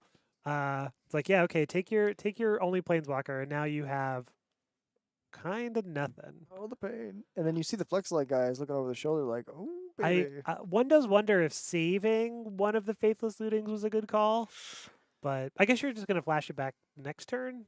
And you're probably valuing your lands pretty highly. Yep. So I could see it, but I think Devin's like just so far ahead. If this is a doggo, the best. Whiff. Yeah, David David hits him with the let's go. triumphant. Uh, But Devin might just have a Flicker Wisp here. I didn't see his hand. I didn't see his hand either. Dog, Arid Mesa, Bowmasters, etc. There's a lot. I was gonna say there's a lot of good stuff in there. You just gotta get him. Get him Dormant in the. Mind to the bin. Oh, Devin baby. pointing at the graveyard. Like, look at all those faithless lootings. Bet you're gonna flash one of those back, huh? I bet that he is. It's a pretty good take. I 1000% would recommend. And it's tough too because like right, David, if he keeps any of those faithless lootings, doesn't have the lands he needs to cast his creativity on 4. So you're really incentivized to keep the lands, but now you're in a situation where if this faithless looting is just let more more air and not any gas, the game's kind of over. Yeah, it's gonna be a rough situation. I guess you get a lot of cards here. So we're gonna pitch a faithless, or we're gonna pitch a land and a fatal push. Solitude, yeah, pass. Doing a pretty good black white control impression here. Pretending that they're playing counter spells. 1 mana. Oh, yep. Oh no! Bowmasters. Oh, bet you wish you had that fatal push now. Oh baby. You know what? The thing about Bowmasters is it does a great job of punishing decks that want to draw cards. And 3 faithless looting, that's a lot of cards. That's a lot of cards. Yep. So this orc army is already going to be pretty big. 3/3 orc army. You know, I would pay 2 mana for a lightning bolt that left behind a 4/4. Krenko's command has grown up. Krenko's command really has grown up, yeah. Looks like we're getting a March of Wretched Sorrow here, though, so probably going to exile the Persist. He just Ephemerate. evaporates Oh the my god. Bowmaster. Okay. Oh, this is a master class. This Brutal. This is really tough sequencing here So for David. at the end of all this, David is going to take 2 from the Bowmaster, and then an additional 2 from the Bowmaster, and then there's going to be 5 power worth of guys in play. Oh. Actually insane. Actually insane. And probably Devin is just going to ephemerate the Bowmaster on his turn to put another one upstairs on David, and then grow the Bowmaster into the Orc army into a 5/5. That makes sense. And David doesn't even get any life off of the March of Wretched Sorrow. So just Bowmaster isn't good anymore. I might have said that earlier. No, it's great. It's No, great. but I think I did say that earlier. Yeah, I think you did because it's insane how decks have slowly drifted away from what was at one time the greatest creature in Modern. Right? When the ring was around, it was the thing. Does exactly that. So, yep, put that into, so David down to 5. So, yep, David down to 3. So, the big thing here is, though, the last card in David's hand is Persist. So, we'll get to put an Archon into play at least. Oh, no, just his off it. Wow. Yeah. GG's, both players playing well. And you know what? That's what happens sometimes. You know, Solitude snowballs really well with Overlord. Sometimes creativity snowballs, but whoever gets ahead of the ball first sometimes just gets the win. Yep. Well, that's it for round 2. We'll be back very soon with round 3, but not before we talk about the Nerd Rage Gaming weekly in-store play calendar. So Dom always starts on Wednesday, which I find very confusing. So I'm going to start on Monday, which is where the week starts. So on Monday at 5 o'clock, there's EDH. At 6:30, there's Digimon, which is a great card game. On Tuesday, you've got One Piece and Lorcana, both kicking off at 6:30. Wednesday, that's tonight. That's when Modern is happening. You know that because you're tuned in right now. Or if you're watching the VOD on YouTube, this is happening on Wednesday, just so you know. On Thursdays, there's more EDH at 5, Pokemon at 6:30. Friday, this is great. The Boomer Zoomer night with Legacy Ooh. and Standard both kicking off at 6:30. Zoomers, by the way, play Standard. Boomers play Legacy. And I don't know who plays One Piece. Gen Alpha, maybe Gen X. Still Zoomers. Okay, fair enough. And a generation, generation. multi-generational game, One Piece, and then wrapping up on Saturday, 1 p.m. Digimon. All times in CST. Yes, that's accurate. We're in the Central Time Zone here. And there's singles and more. You can buy or sell yours at nerdragegaming.com and also in store. So take cards that you don't want, turn them into cards that you do want. Spend your money on cards that you want for your decks. Actually, I'm gonna be stronger in my language here. Card you need. You need these cards. You Yeah. go out and you get those cards and you put them in your deck because it'll make it more fun. Yeah, exactly. You gotta get braids. You gotta get Sway of the Stars. Oh, what? you gotta. These commander unbans are crazy. Yeah, it's crazy. Anyway, all that being said, we'll come back in a little bit for round 3, and don't go anywhere. These.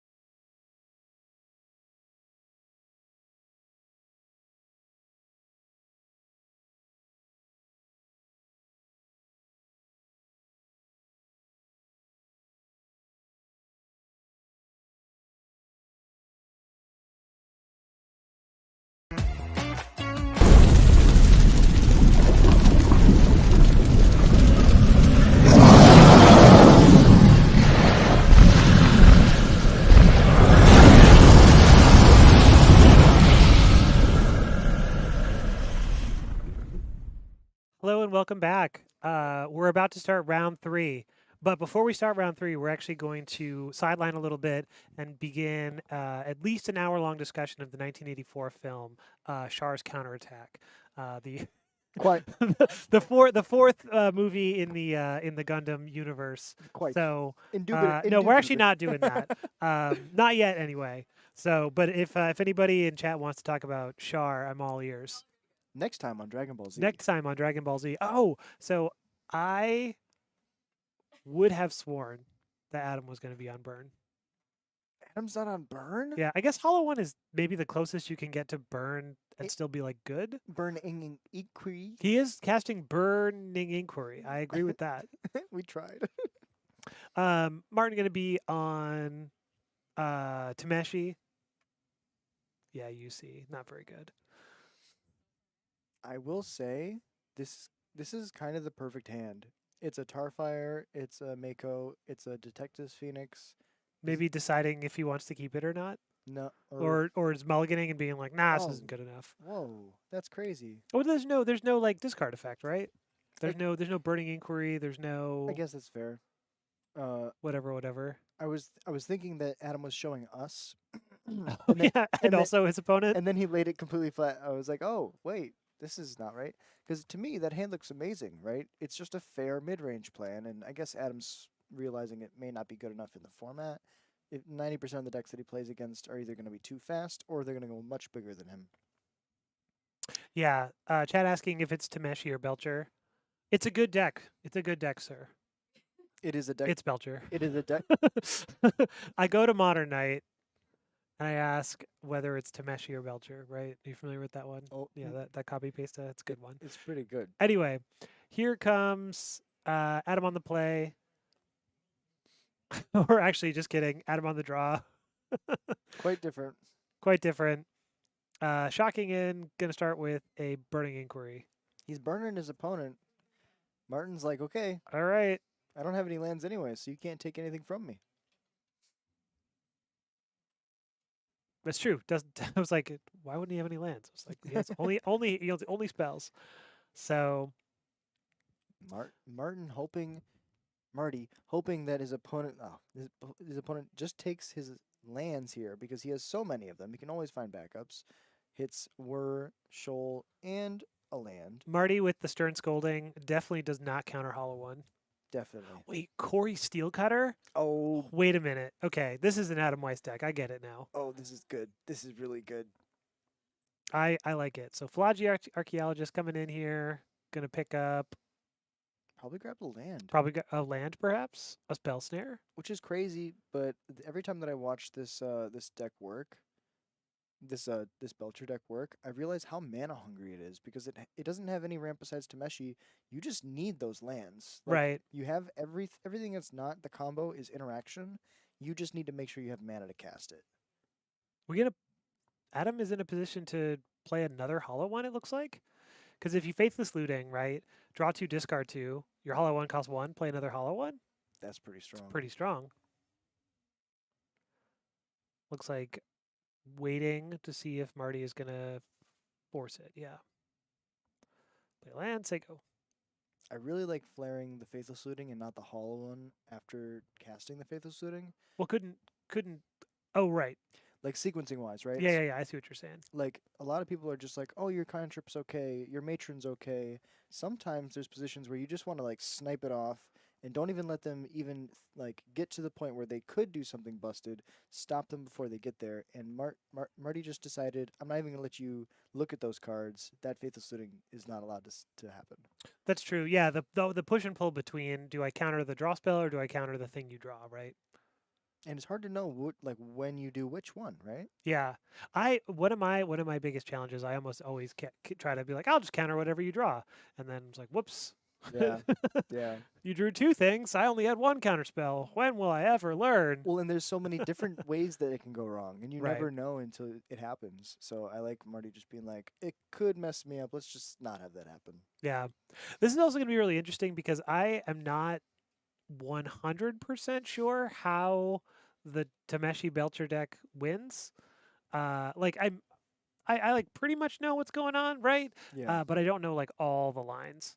And So it's a really it's a deck that has access to a lot of crazy stuff. And a third Burning Inquiry here. yep. All right. Marty just smiling as he has nothing he can do there. Gonna discard the Belcher he just drew probably.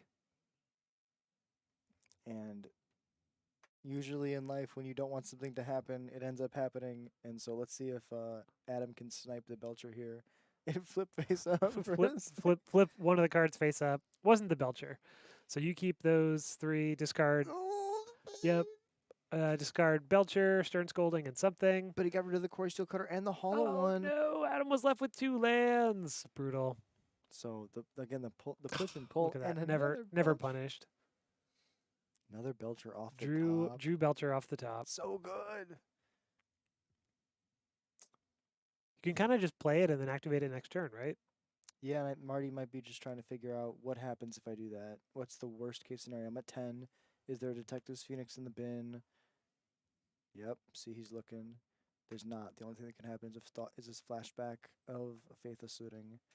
Adam. Let's see, Lightning Bolt would kill him Yeah. because he may have to potentially bolt a land in to play the Charbelcher. Yeah. Nope. Decides to play it safe, Little holding up, safe. probably holding up interaction here, saying I can kill you the next turn.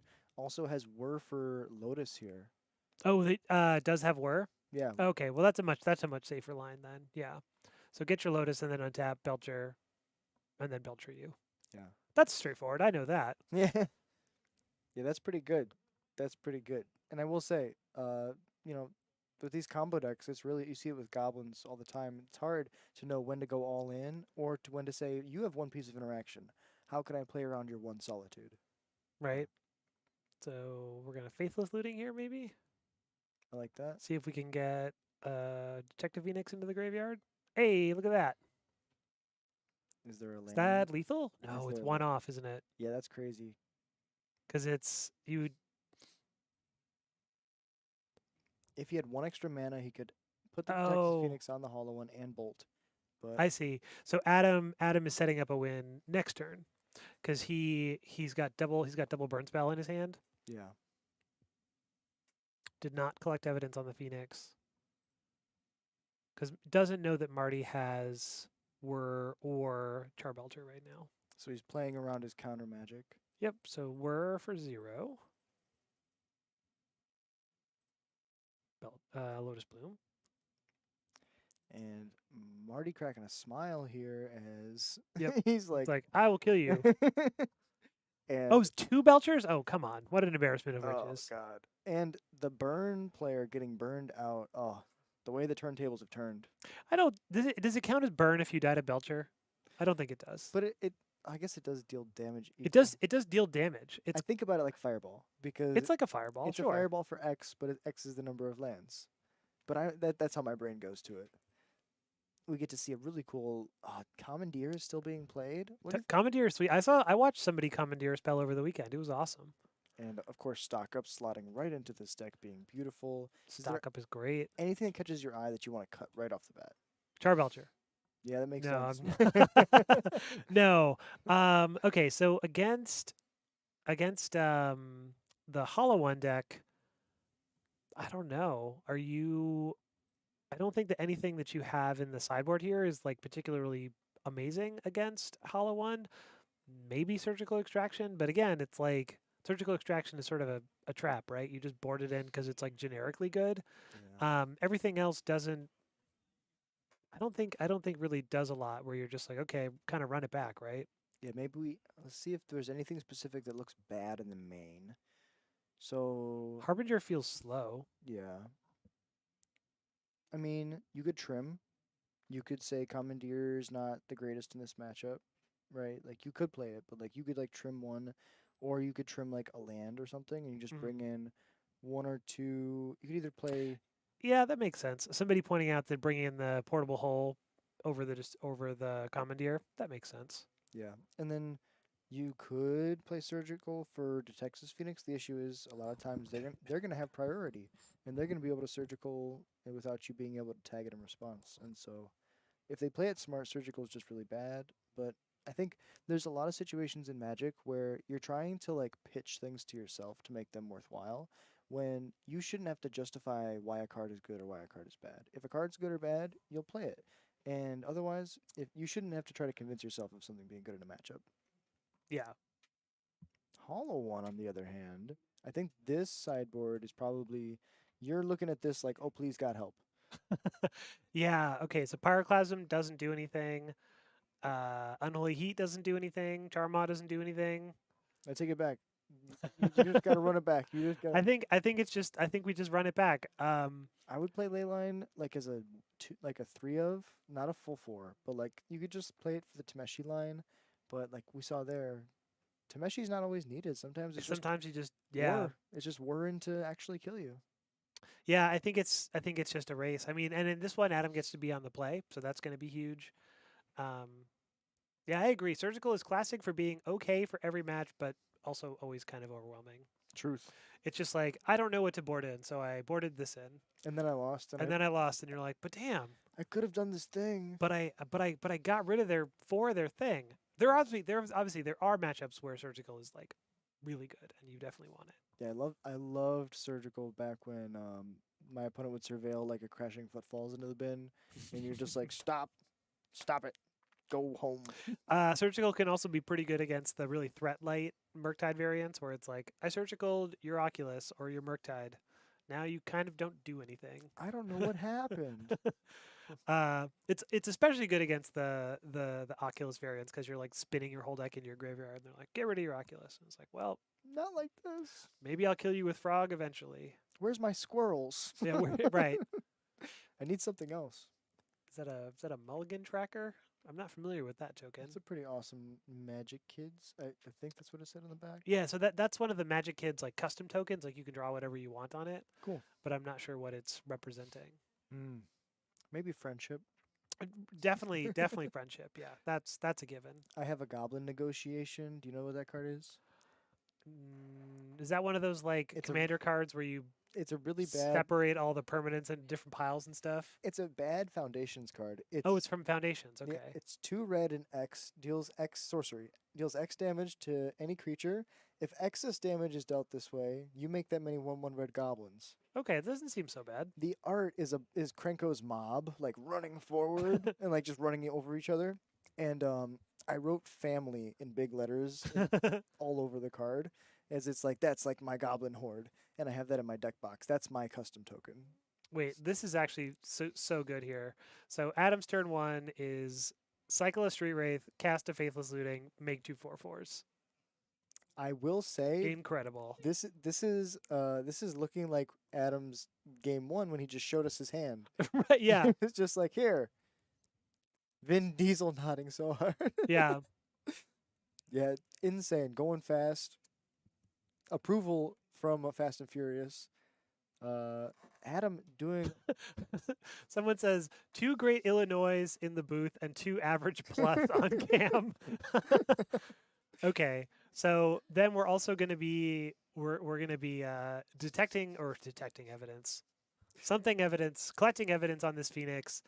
I don't think this Lotus Bloom is even going to become. Yeah, okay, that's it. Yeah, so I think the trick to this matchup is probably just being on the play. you probably Both just got, decks yeah. are kind of just like, you know what? I see what you're doing over there, and that's great. I'm gonna do my own thing, right? Yeah. Ships passing in the night. And that's how I love to play Modern. I love to play What? Yeah. You don't like to interact? I mean, we interact when they force us to. Fair enough. Do I win the game? No. Oh, damn it! You meddling kids. Yeah, I love interaction. I love making decisions. I like taking game actions. Although sometimes you're like, oh, I'm totally in control of this game. I'm making all these decisions and I'm taking all these actions. You're like, oh, I lost. Because your opponent just like untaps and is like huge thing. Yes. I love being on the knife's edge of about to lose, and you have to play everything perfectly, and the pressure's on. I like to lose my first 2 rounds and then have to win out, like make it like a do or die moment, and that's when Magic is like so much fun. Like I love playing goblins, but I also love playing goblins with the pressure on. I like the exact opposite. I like the classic 3-0 and then it's time for lunch. We never RCQ move. we never get to go undefeated.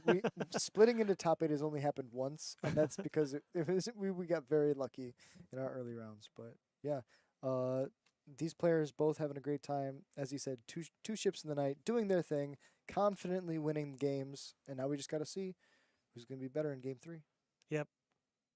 Looks like a pretty good hand, right? I like it. Because you got your shark.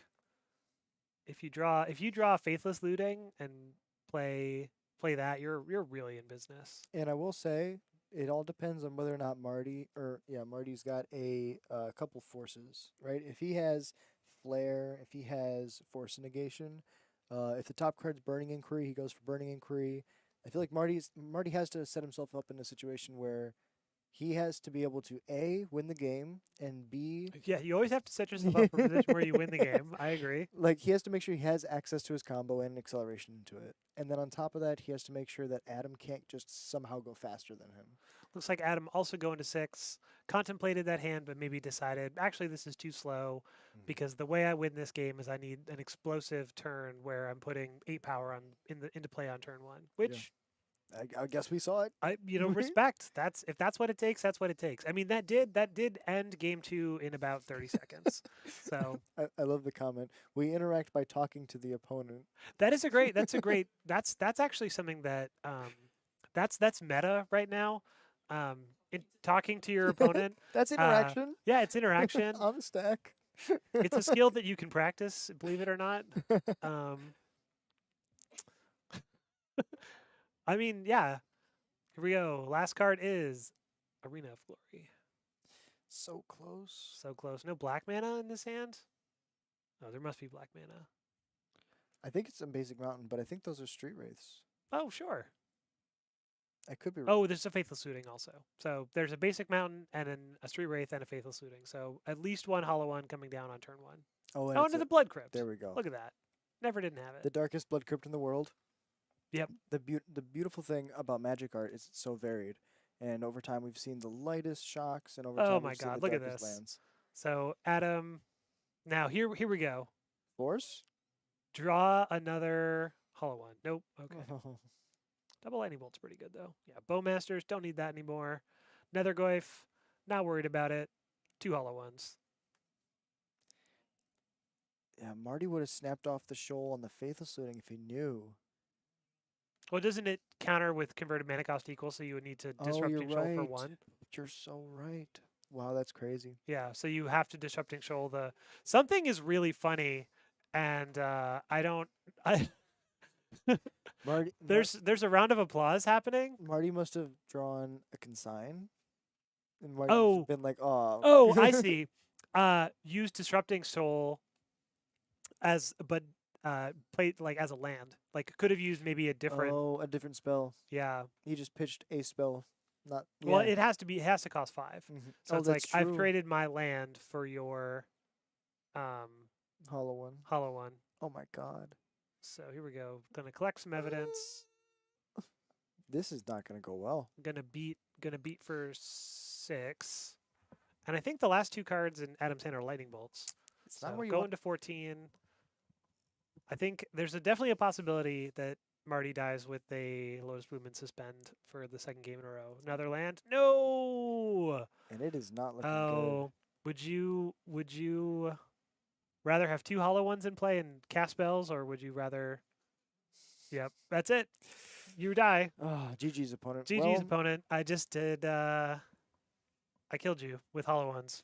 sometimes you throw a bunch of power in play, Sometimes- and your opponent misses land drops. Yep. Oh, that well played by both players. Well played. 2 ships in the night. Sometimes your sails don't unfurl, and you just don't get to move in the water, and you just die. So it looks like in terms of sideboard, Adam had thought seizes that he brought in, which are obviously pretty impactful. Marty has some Stern Scoldings. Did bring in a portable hull. Great. Another force. Yeah, just brought in a bunch of stuff. The key to winning an RC, be Adam. It's true. Adam Wise is in fact a regional champion. Absolute legend. Both players legends. And going over to some other legends. All right. So here we go on the backup. Alex is up a game playing Affinity against Boros Energy. Now, if you had to take a rough take, what would you say is the favored match or side in this match? I feel like Affinity might be kind of favored, honestly, because Cabot Cannoneer is unblockable.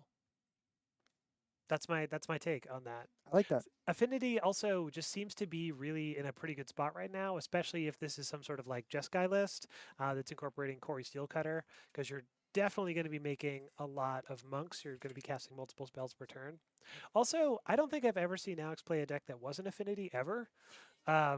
So there's also something to be said for like even if like affinity is not always like favored in the aggregate, having somebody with like at least a decade of experience with a deck is certainly a good place to be. I have a really funny Alex story. Oh yeah.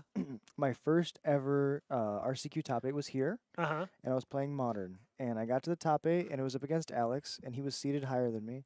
So we sat down after, like taking our photo and stuff, and I went to roll dice. I was like, high roll? And he was like, sure, but I go first. And, and I was like, oh, okay. I did not know what that meant. So I just rolled the dice, and then he was like, okay. And he just put 2 6s down. He was like, I win. And I was like, what? He looked at me very plainly. He's like, top 8 seated. And I was like, oh, I didn't know. And so shout out to Alex. That's a really yeah. We can roll, but I still go first. He played it really well. It was really, and Alex is a really chill guy. As the person who plays goblins in every format, super respect the fact that he is the dedicated affinity guy. And he beat me. He beat the hell out of me in that top 8. It was so funny. He was like, I'll go first, and this is what you get. It looks like Alex maybe is about to lose this particular game where he is at 2 and his opponent is at 22. But We'll be going to game 3. we'll if be that- going to game 3. if that we'll, does we'll really happens. see. Yeah. And I think that this may be the game that, well, as we saw, David's on the play. So David got to have that snowbally advantage that Boros is known for, where when it goes first, it's really hard to get out from underneath what they do. I also like this version of Boros that is playing Seasoned Pyromancer. I think Seasoned Pyromancer is underrated in Modern right now. I mean, sometimes it's just, even if your opponent kills it, it's divination, and drawing 2 cards in Boros is very strong. Right. It's a red permanent too for a Johnny, so multi-purpose. Fomori Vault? That's a cool card. I love Fomori Vault. That's a card that you can play in EDH to ramp yourself. Kind of, sort of. If you have enough mana, you're like, I'll dump mana into it to make more mana. Or am I thinking of? I'm thinking of Treasure Vault. You're thinking of Treasure Vault. Nope. Fomori Vault is a new one. I think it's going to be sort of a tricky situation to navigate here because Alex is dead to an Ajani activation. So it's really priced into clearing the Ajani with the Kappa Cannoneer, but then needs to present a bunch of blockers for all of these 1/1s. Yeah, it's really tough. So we're going to... 5. Yep, so look at the number. Look at the top X cards in your library. X is the number of artifacts you control, and pick one. Okay. Quite strong. Quite strong. I don't know what he would be looking for. But it requires you to discard a card. You discard a card to do that. Yeah. That's the cost. Okay. Yep. Okay. Never mind. Go to game 3. Lots of cards being looked at, but not enough mana, and it's really interesting when We have David's real deck list. All right. Nice. I grow up, I want to be like David. I like talk to. It's funny because at the Chicagoland Energy in November, I was just talking to him in between rounds, just like talking. He's like, "Yeah, man, like my life changed when I started working out." And I was like, "Yeah, man, I need to start working out 1000%." It's like he always like challenges me to do better, and yeah, I really respect him. That's nice. I like that. Yeah. It's nice to have these people in the community where they challenge you, not just as Magic players, but as people. So, bunch of sideboard options here against Affinity. Stony Silence, obviously going to be pretty good. We could see that David had Wrath of the Skies. Wear Tears, also good. There's actually a lot of good cards against Affinity in this sideboard. How about that? Even Obsidian Charma isn't that bad. The hardest part for me is always what to cut. Obnixilis, probably. Yeah, anything top end heavy. So you shave. I like cutting the Obnixilises. What else? What else would you cut? I don't think you need Voice of Victory here. The Affinity deck's probably not going to be casting a lot of spells on your turn. Maybe there is something like Metallic Rebuke or something, but a lot of the interaction is not going to be on the stack. So Voice of Victory, I guess it makes a bunch of tokens for your Goblin Bombardment, but Mm, I think a lot of your other cards are just better. I agree, especially in this matchup where you're trying to keep your bodies on board for as long as possible, so that as we saw in game 2, where you're just able to like go wide, and the affinity deck does go very tall, but they struggle at being a defensive deck. Mm. So yeah, all right, we're back at it immediately because they've already sideboarded. They already know what's up here. Looks like a Wear Tear, a Flage, and is that an Ajani? It's a red card. Wear Tear. I can't see the. Yeah, I it's a can't see red card. the keeping it really really It looked like closely knit together. looked like a 2-drop, but it could have been Seasoned Pyromancer. You know, I actually now have an appreciation for how annoying it probably is that whenever it's my turn and I'm playing on camera, I just set my hand face down on the table, and the the desk can never ever see what's in my hand. uh, It's It's it's okay. I do the same thing. yeah, I'm just like my cards don't exist when it's not my turn, I right? Someone will be like, they'll cast a spell, and I'm like, oh, that's good. No, actually, wait, no, I'm countering that. I mean, it's a good spell, yes, but it's no, it doesn't resolve. I can never stop flicking my cards. I had this really horrible habit now because I did a commentary over the old Pro Tours that Brian Kibler won, Hmm. and he has this thing where he flicks the normal way, but then he flicks his cards sideways, Oh and then yeah, he flicks his cards like this, and then he flicks them like this, and so I just cannot stop going like this now. And my brother was like, "You have to stop that. You know your opponent can see your cards." oh yeah. And I was like, "Oh, I do need to stop that." Damn you, Brian Kibler. Damn you, Brian Kibler. I love you, Brian Kibler. Damn you. All right, so turn 1 Springleaf Drum into a pass. All right, so we got uh, a, di- a, a Shadow Spear. Shadow Spear casts Emery. Emery. Shadow Spear and Emery being cast. Ooh, Bobble's a pretty good one to put into the graveyard. So is the Thought Monitor. And that's a Can you cast that next turn? I'm pretty sure. Spellbomb. And a Spellbomb is also good. Yeah. Yeah, pretty good So hits all one, around. two, three, 3 artifacts and 3 mana. 1 off from Thought Monitor. No, 3. So yeah, you can cast Thought Monitor next turn if you want. What if you draw Chrome Mox? Well, if you draw Not Chrome- if not you Chrome draw Mox, not Chrome Chromox, Mox. Damn it. there's definitely a problem. But DQ. Mox Opal? Mox Opal. Yeah. There we go. We got there. Drawing Mox Opal would be very good. There- There's just a regular Thought cast in your hand that you can cast instead. If you want. Okay. And I was talking to another Affinity player at Borzak Gaming over the weekend. We were playing RCQ about how good. That guy won. Yeah, Kyle. Shout out to Kyle. Kyle Gunn, the absolute legend. He's been playing Affinity since before. Not as long as Alex, but he's been playing Affinity before Mox Opal was unbanned, and just been riding the wave of that deck. And he played it really well that weekend. And so, yeah, we were talking about how cranial plating sometimes just sneaks games. He said he has cranial plating, he has nettle cyst, and then he puts it on a construct, and he's just like, oh, this thing got way too big. Right. So David got a sorcery speed, a springleaf drum, slow Alex down a little bit. But what about what do you look at that? Oh. What if you drew Mox Opal? Oh, the pain. And that's double typed, right? So that discounts the Thought Monitor for one and adds a mana? And adds a mana. Though it's mana neutral currently because the springleaf drum is gone, so you lost out on that mana. That makes sense. So probably couple of decisions here to make, like what are you thinking about casting from your graveyard? Do you want to bobble? Do you want the Thought Monitor? Because if you cast the bobble, then your Thought cast is 1 mana, I like that a lot. and then with your other mana, you can deploy your cranial plating, and then have an enormous Emery if you want.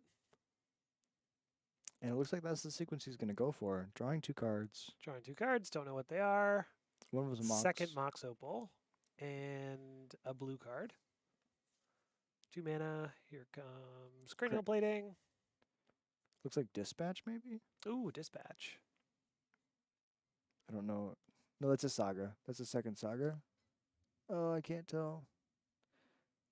Oh, is that his own Wear Tear? Oh, it's his own wear tear. Fascinating. I guess with Mox Opal, you don't need to play red sources besides Mox Opal. That's true. I like it. You hit your opponent. Yeah, you just have one white and one red right there. You're never gonna really fuse it against Boros energy, so Flage, okay. Flage the Emery, which Em- he's totally fine with because he has the Thought Cast, I believe. Oh, Alex missed a bobble trigger. Hmm. I thought his hand was looking a little light. Plays the Tameo. Tameo. Tameo can actually be a pretty big threat when she picks up a cranial plating and a shadow spear. And that just goes to show how hard some of these decks are, right? When someone who's played the deck for as long as Alex misses something like that, there's just so much stuff going on 24/7. There's a lot of triggers, and it's easy to miss one. Bobbles are like, if I was to guess what the most commonly missed trigger in Magic is, I would guess that it's Bobble, because of its ubiquity, and also because of when you're triggering it, right? Like, oh, I don't draw a card right away. I have to draw a card like later. Oh no, that's brutal. Wrath of the Skies. Wrath of the Skies X equals 2. Destroy all your permanents. Oh my god. Doesn't the Destroys the Tameo also. Oh man. He's like, it must just be artifacts, right? It Yeah. must just be artifacts. He's used to Meltdown. Yeah. Oof. Oh, the pain. That's going to be pretty impossible. Okay. Maybe he did draw. I thought that he was down to 2 cards, and then drew a third for his turn. But it's possible he was down to 1 card and then drew off the bubble. There's a bombardment coming Bombardment. down. And with the wear tear stuck Johnny. in hand, not able to cast it, I believe his last card in hand currently is wear tear. Yeah. So it looks like David is just going to play the Ajani, immediately use the cat token to ping Alex for 1, flip the Ajani, remake the cat token. Boros is a good deck, maybe. I don't know. I don't know. What would you have banned? Would you want to ban Amtraptor out of Boros and Giganta? I wouldn't have banned Amped Raptor because I like to play Amped Raptor in that like stupid mono red energy deck with the unstable amulets and That deck was cool. the Viashino Pyromancer. That didn't make that deck busted. That just No, made that deck this fun. work. Yeah, and I liked playing it in my 5-color Primal Prayers deck, the Cascade with Satoru. The one game that we got to play, it was Satoru and Ajani cast in the same turn, and that was fun. Back to this game. Yeah, back to this game.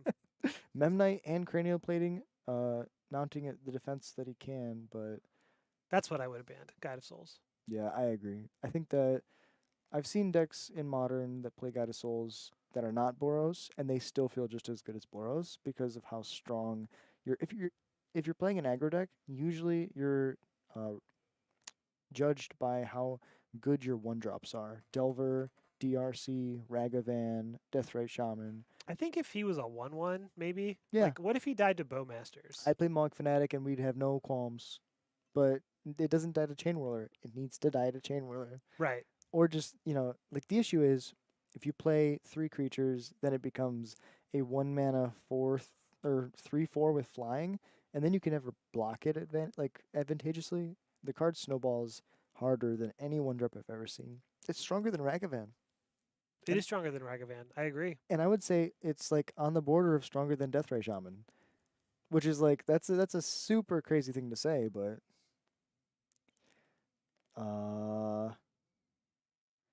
Oh yeah, that's right. David's on his Modern Every Week challenge. So every Modern day. every day. So he is trying to play Modern 7 days in a row at various shops in the Chicagoland area, which is like such a cool thing to try to do. That's a quest. That's like I kind of want to try that now, right? I will say I play Magic Paper Magic 5 days a week and RCQs in the weekends, and David is somebody who I love to see at any shop anytime I'm playing. It's always a good time when I see David. He's an absolute legend. Yeah. I think he probably is about to pick up a win here, which means he could be, he's likely going to the The finals. the finals. Yeah. And I will say that, it's nice when you play that much Magic because the losses don't feel like losses. They feel like data entry numbers. That's a good point. You're like, when you're playing Magic every day, you're like, okay, well, I have another 4 rounds tomorrow. Right. And then like the cool thing about like for me, I have the advantage of going home and streaming. It's really nice to be like, oh, whatever happens, happens. When I go home, I play 5 more rounds. Yeah. So you can always look towards the next games, and whether you win or you lose, you're playing Magic and you're having fun. And it looks like he's doing some energy shenanigans, targeting a cat to get some energy, but then not paying to just keep the energy so that he's able So he's to. got extra energy to turn something into an angel. Yeah. This is pretty good. Pretty good sequencing. Very good sequencing. Because this has got to be lethal, right? Because Alex is at 9, so that's 2, 4, 7. 8, 10. Yeah, Oh, a lot. It And was the a gobble- lot of damage plus the bombardment, plus bombardment, the yeah. Johnny activation. oh, the pain. And Wrath of the Sky is doing a really good. I don't want to say Armageddon impression, but it almost took all of Alex's it took permanence yeah. away. I think when I was earlier I was saying like, yeah, I think Affinity is like pretty good against Boros Energy. Not with Wrath of the Skies in the equation. Wrath of the Sky is pretty devastating for the Affinity deck. Anyway, that's the end of round 3. We'll soon be back with round 4 in just a couple of minutes. But first, we have something to say. You can buy, sell, and trade your Pokemon cards at Nerd Rage Gaming. Flesh and Blood, Lorcana, One Piece, Digimon, Union Arena, Magic the Gathering. What? Star Wars, what? Unlimited. There's so many card I games. should have written this down. No, that's what I'm saying. Yeah. A lot of them. Whatever it is, if it's a collectible game, you can probably do it.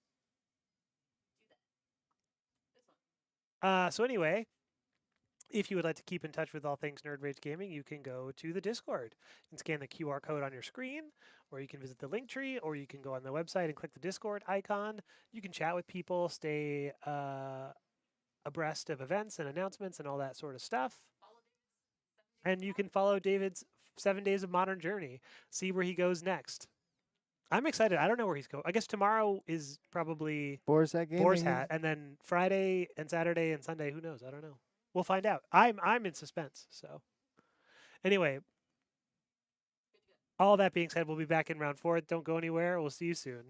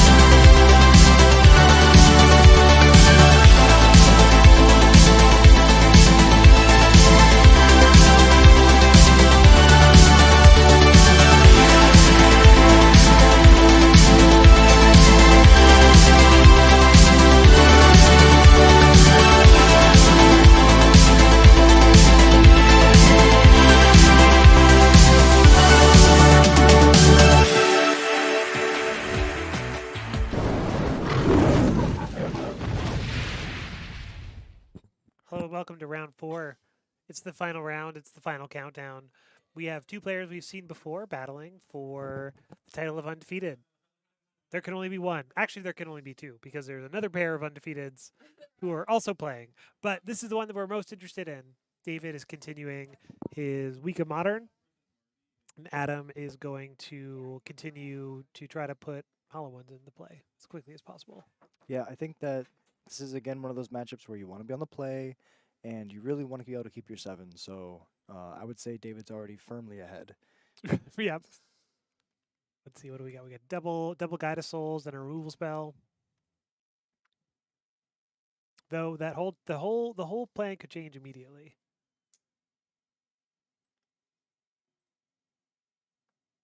Oh, Adam changing the card that he wants to keep. Sometimes your mind thinks of something, and you have to make sure that you say it. And so So here comes Marauding Mako. both decks doing their best at deploying early threats. Their turn 1's very important for both players. It's entirely possible that if David does not remove this Mako, which I'm pretty sure he's about to do, but it could become a 7/7 on turn 2, which is crazy. Which is one of those things that you just don't see. Yeah, you don't. You don't see that. That's kind of insane. It's kind of insane to go Burning Inquiry, second Burning Inquiry, which would be nuts. But I think instead what's going to happen is it's going to get hit with a Galvanic Discharge. David playing the game long enough to know that sometimes, if your opponent has something, you just got to kill it. Yep. And, a lot of times it doesn't you don't have to have a reason. You just have to be like, oh, I have a removal spell in mana, and to use it means that my opponent doesn't untap with this creature. Now it allows David to just get aggressive. The Guide of Soul's doing that thing we were talking about where... Oh yeah, because you get to remove the Mako and you have extra energy. Insane. Drew the Mako anyway, or drew a second Mako, so still gonna have a 4/4 at the end of all of this, which is not a bad place to be. But So Adam really doesn't have a way to deal with 4 toughness in the air, does he? No.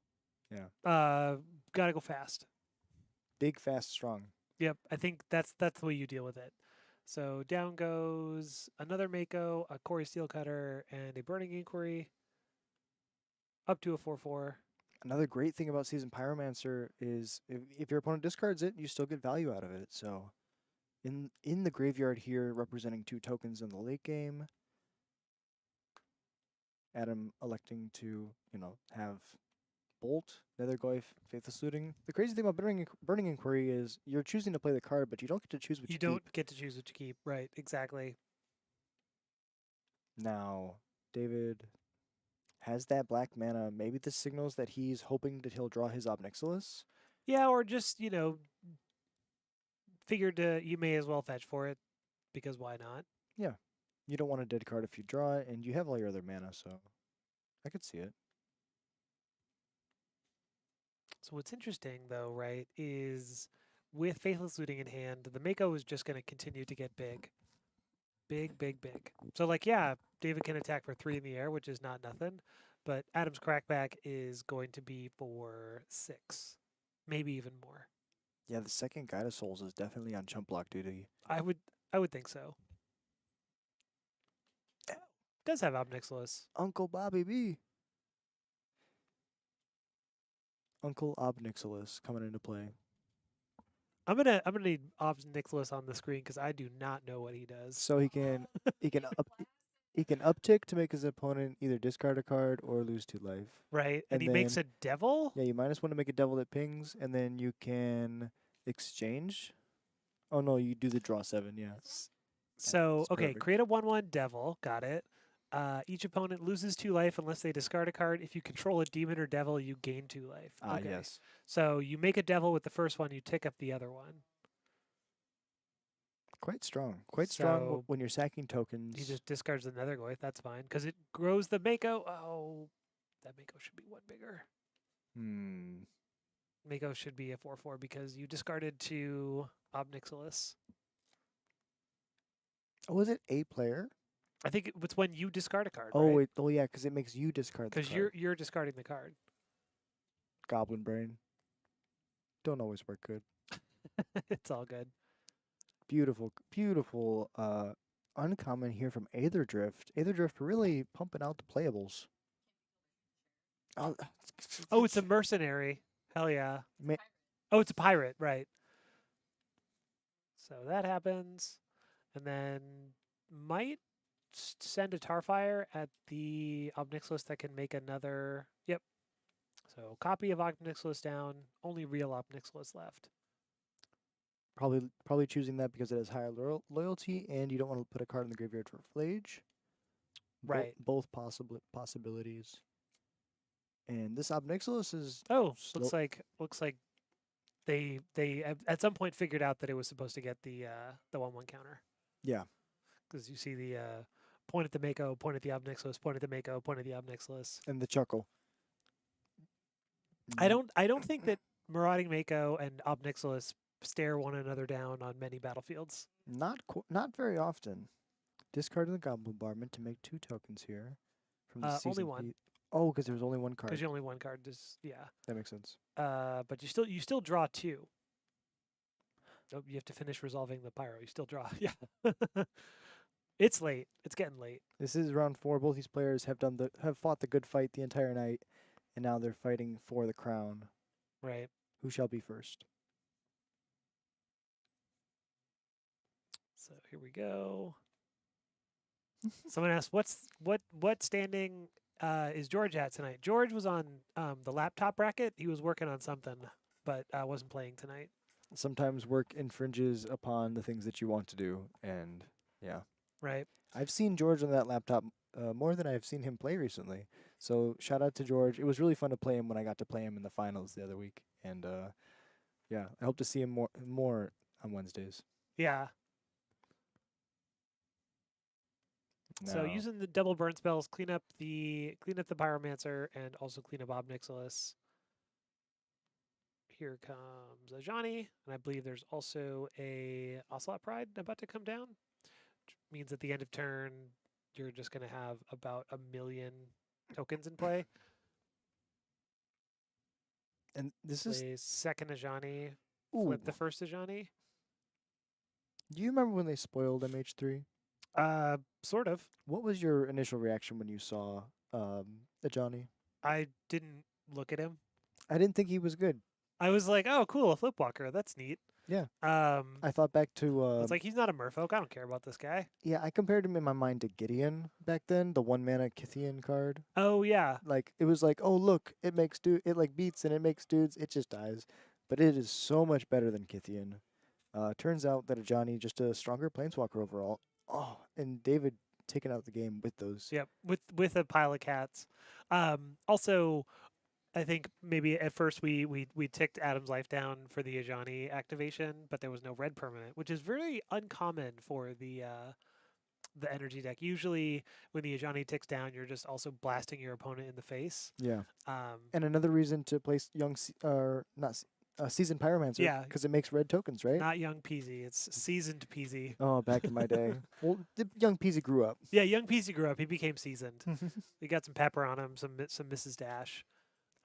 This is a really spicy sideboard. 2 Thoughtseize. Or no, 4 Four Thoughtseize. Thoughtseize. 2 Meltdown. 3 Anoint with Affliction. Is this standard? 2 Rakdos Charm and 4 Leyline of the Void. Anoint with Affliction is how you deal with Ketramos. Ooh. Yep. That's a really good take. I mean, it deals with a lot of stuff, but I assume it's in there in particular for Ketramos. that makes sense.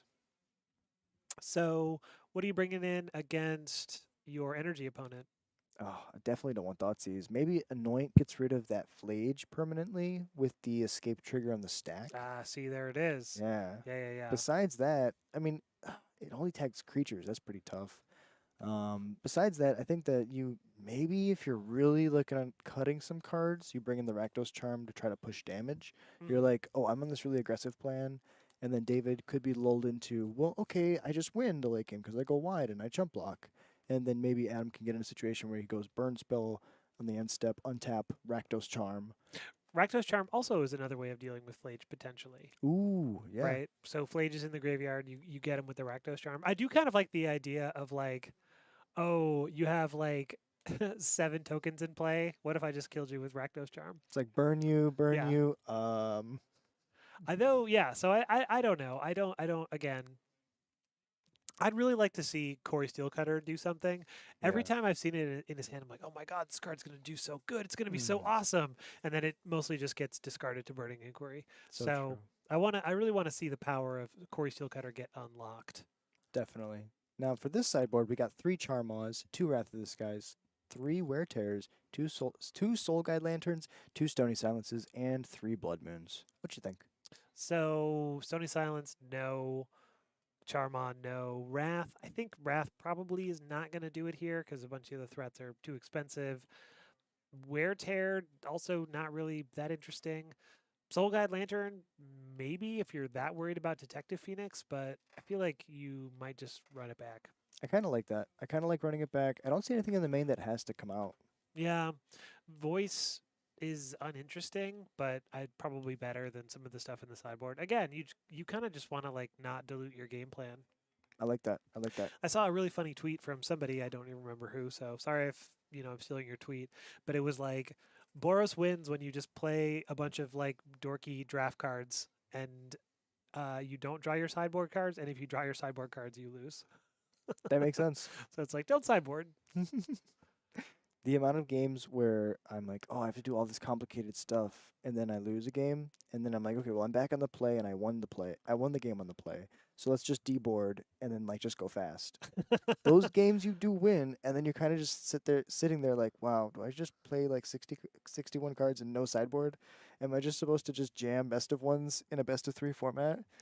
That doesn't feel right. I mean, there maybe are some matchups where you're doing something kind of like that, but I feel like in a lot of matches you do want your sideboard sometimes, just not all the times. Not as much as sometimes it feels like you do. Right. Like you don't want to throw away good hands sometimes if they have lands and spells. David looking at a hand, I think it's 4 lands. No, 3 lands, 4 spells. Shrug. 3 lands, 4 spells. Yeah, hard to beat it. Adam throwing his back, so we have to assume that there was a lesser balanced hand, and I think that the Hollow One overall does struggle with those really imbalanced hands. You have like these really explosive draws, but you also have all these pieces that by themselves don't really have a lot of synergy, right? You can have like Detectives Phoenix and Burning Inquiry and Street Wraiths, but without Hollow Ones, it's really hard. Nethergoyf's a really good way to like bridge that gap. Be interesting to see if Adam's kind of trying to play this game like a control deck, or if he's just going to go all in and try to go fast. I'm really interested in particular. So after 7 days of Modern, so David is on his 7 days of Modern challenge. Oh. What his final record will be? I asked him outside what his current record is. What's his current record? After last round, it's 7-2 between That's pretty good. matches. Yeah, That's pretty good. yeah. So we'll see. You'll day to a GP at 7-2. It's a pretty good result. And you know Pretty good result. what he said overall? He said it takes the stress out of playing Magic because you're just so used to what you're doing. It just like it feels more natural. You question yourself less, and you can see it in the way that he plays. That makes sense. So Adam here has a pile of removal: Lightning Bolt, Tarfire. So the first, however many permanents that David puts into play are all going to die. Like this Ajani that he's about to play, I think the Ajani's going to die. Yeah. Not going to flip into a Planeswalker. Maybe he'll leave the 2/1. Not as worried about the 2/1, but Yeah, your deck does make 4/4s, so you're probably fine with that 2/1 being in play, but definitely not this Flipwalker. right. Man, I remember when 2-mana Jace was good. Was it Vin's Prodigy? Jace Vince Prodigy, yeah. Johnny makes Jace look bad. Like just bad.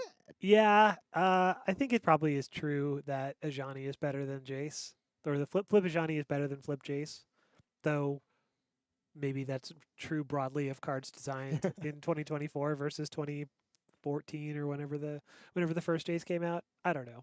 Hard to say.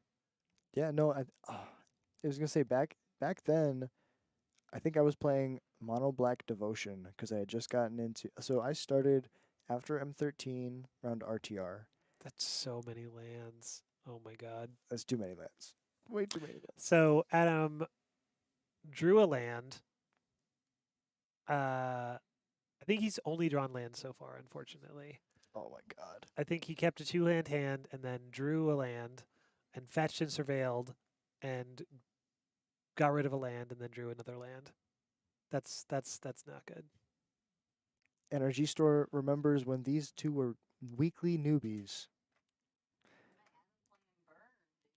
Back then, Adam played Burn. I remember, you know what? I remember him telling me that. He was like, "Hey, it's nice to be able to eat." That's actually that's a killer strategy to play burn just so that you oh my goodness, not like this, Adam.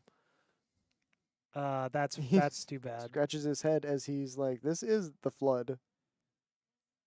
Yeah, that sucks. Not like this, but a brave warrior. He's looking at those bolts saying, "I'm not dead yet. Let's play through it. Let's see what I can do."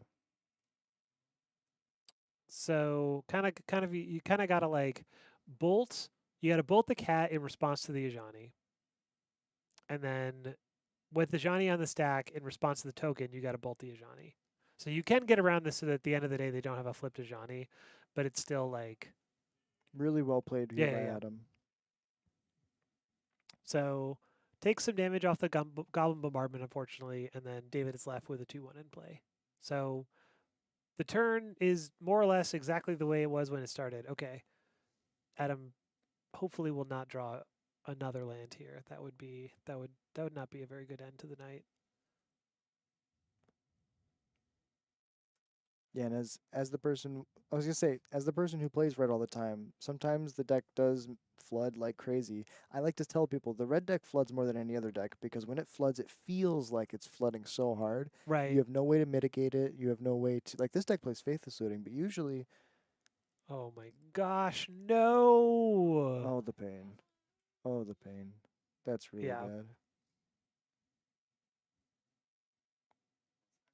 Sometimes heartbreaking. sometimes the magic gods they gift you wins and sometimes they take wins away and it's so painful to watch when it's your friend. Yeah, voice is good here. You know, especially against or with Goblin Bombardment because you're getting in for extra damage and then you're immediately turning those Goblin Bombardment tokens into an extra 1 damage. Yeah, voice is super underrated I think with Goblin Bombardment. Otherwise, like it's a really good Grand Abolisher effect, but yeah, with Goblin Bombardment it becomes a bolt every turn. I mean like shock every turn for free. It's crazy.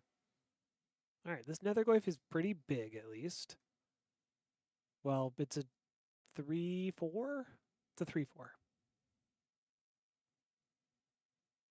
And then if Soul Guide Lantern is activated, it becomes an 0/1, unfortunately. Mm. So we'll see what happens. Though I think David's just going to use this immediately. Goes back to being an 0/1, and then has the Galvanic Discharge for it.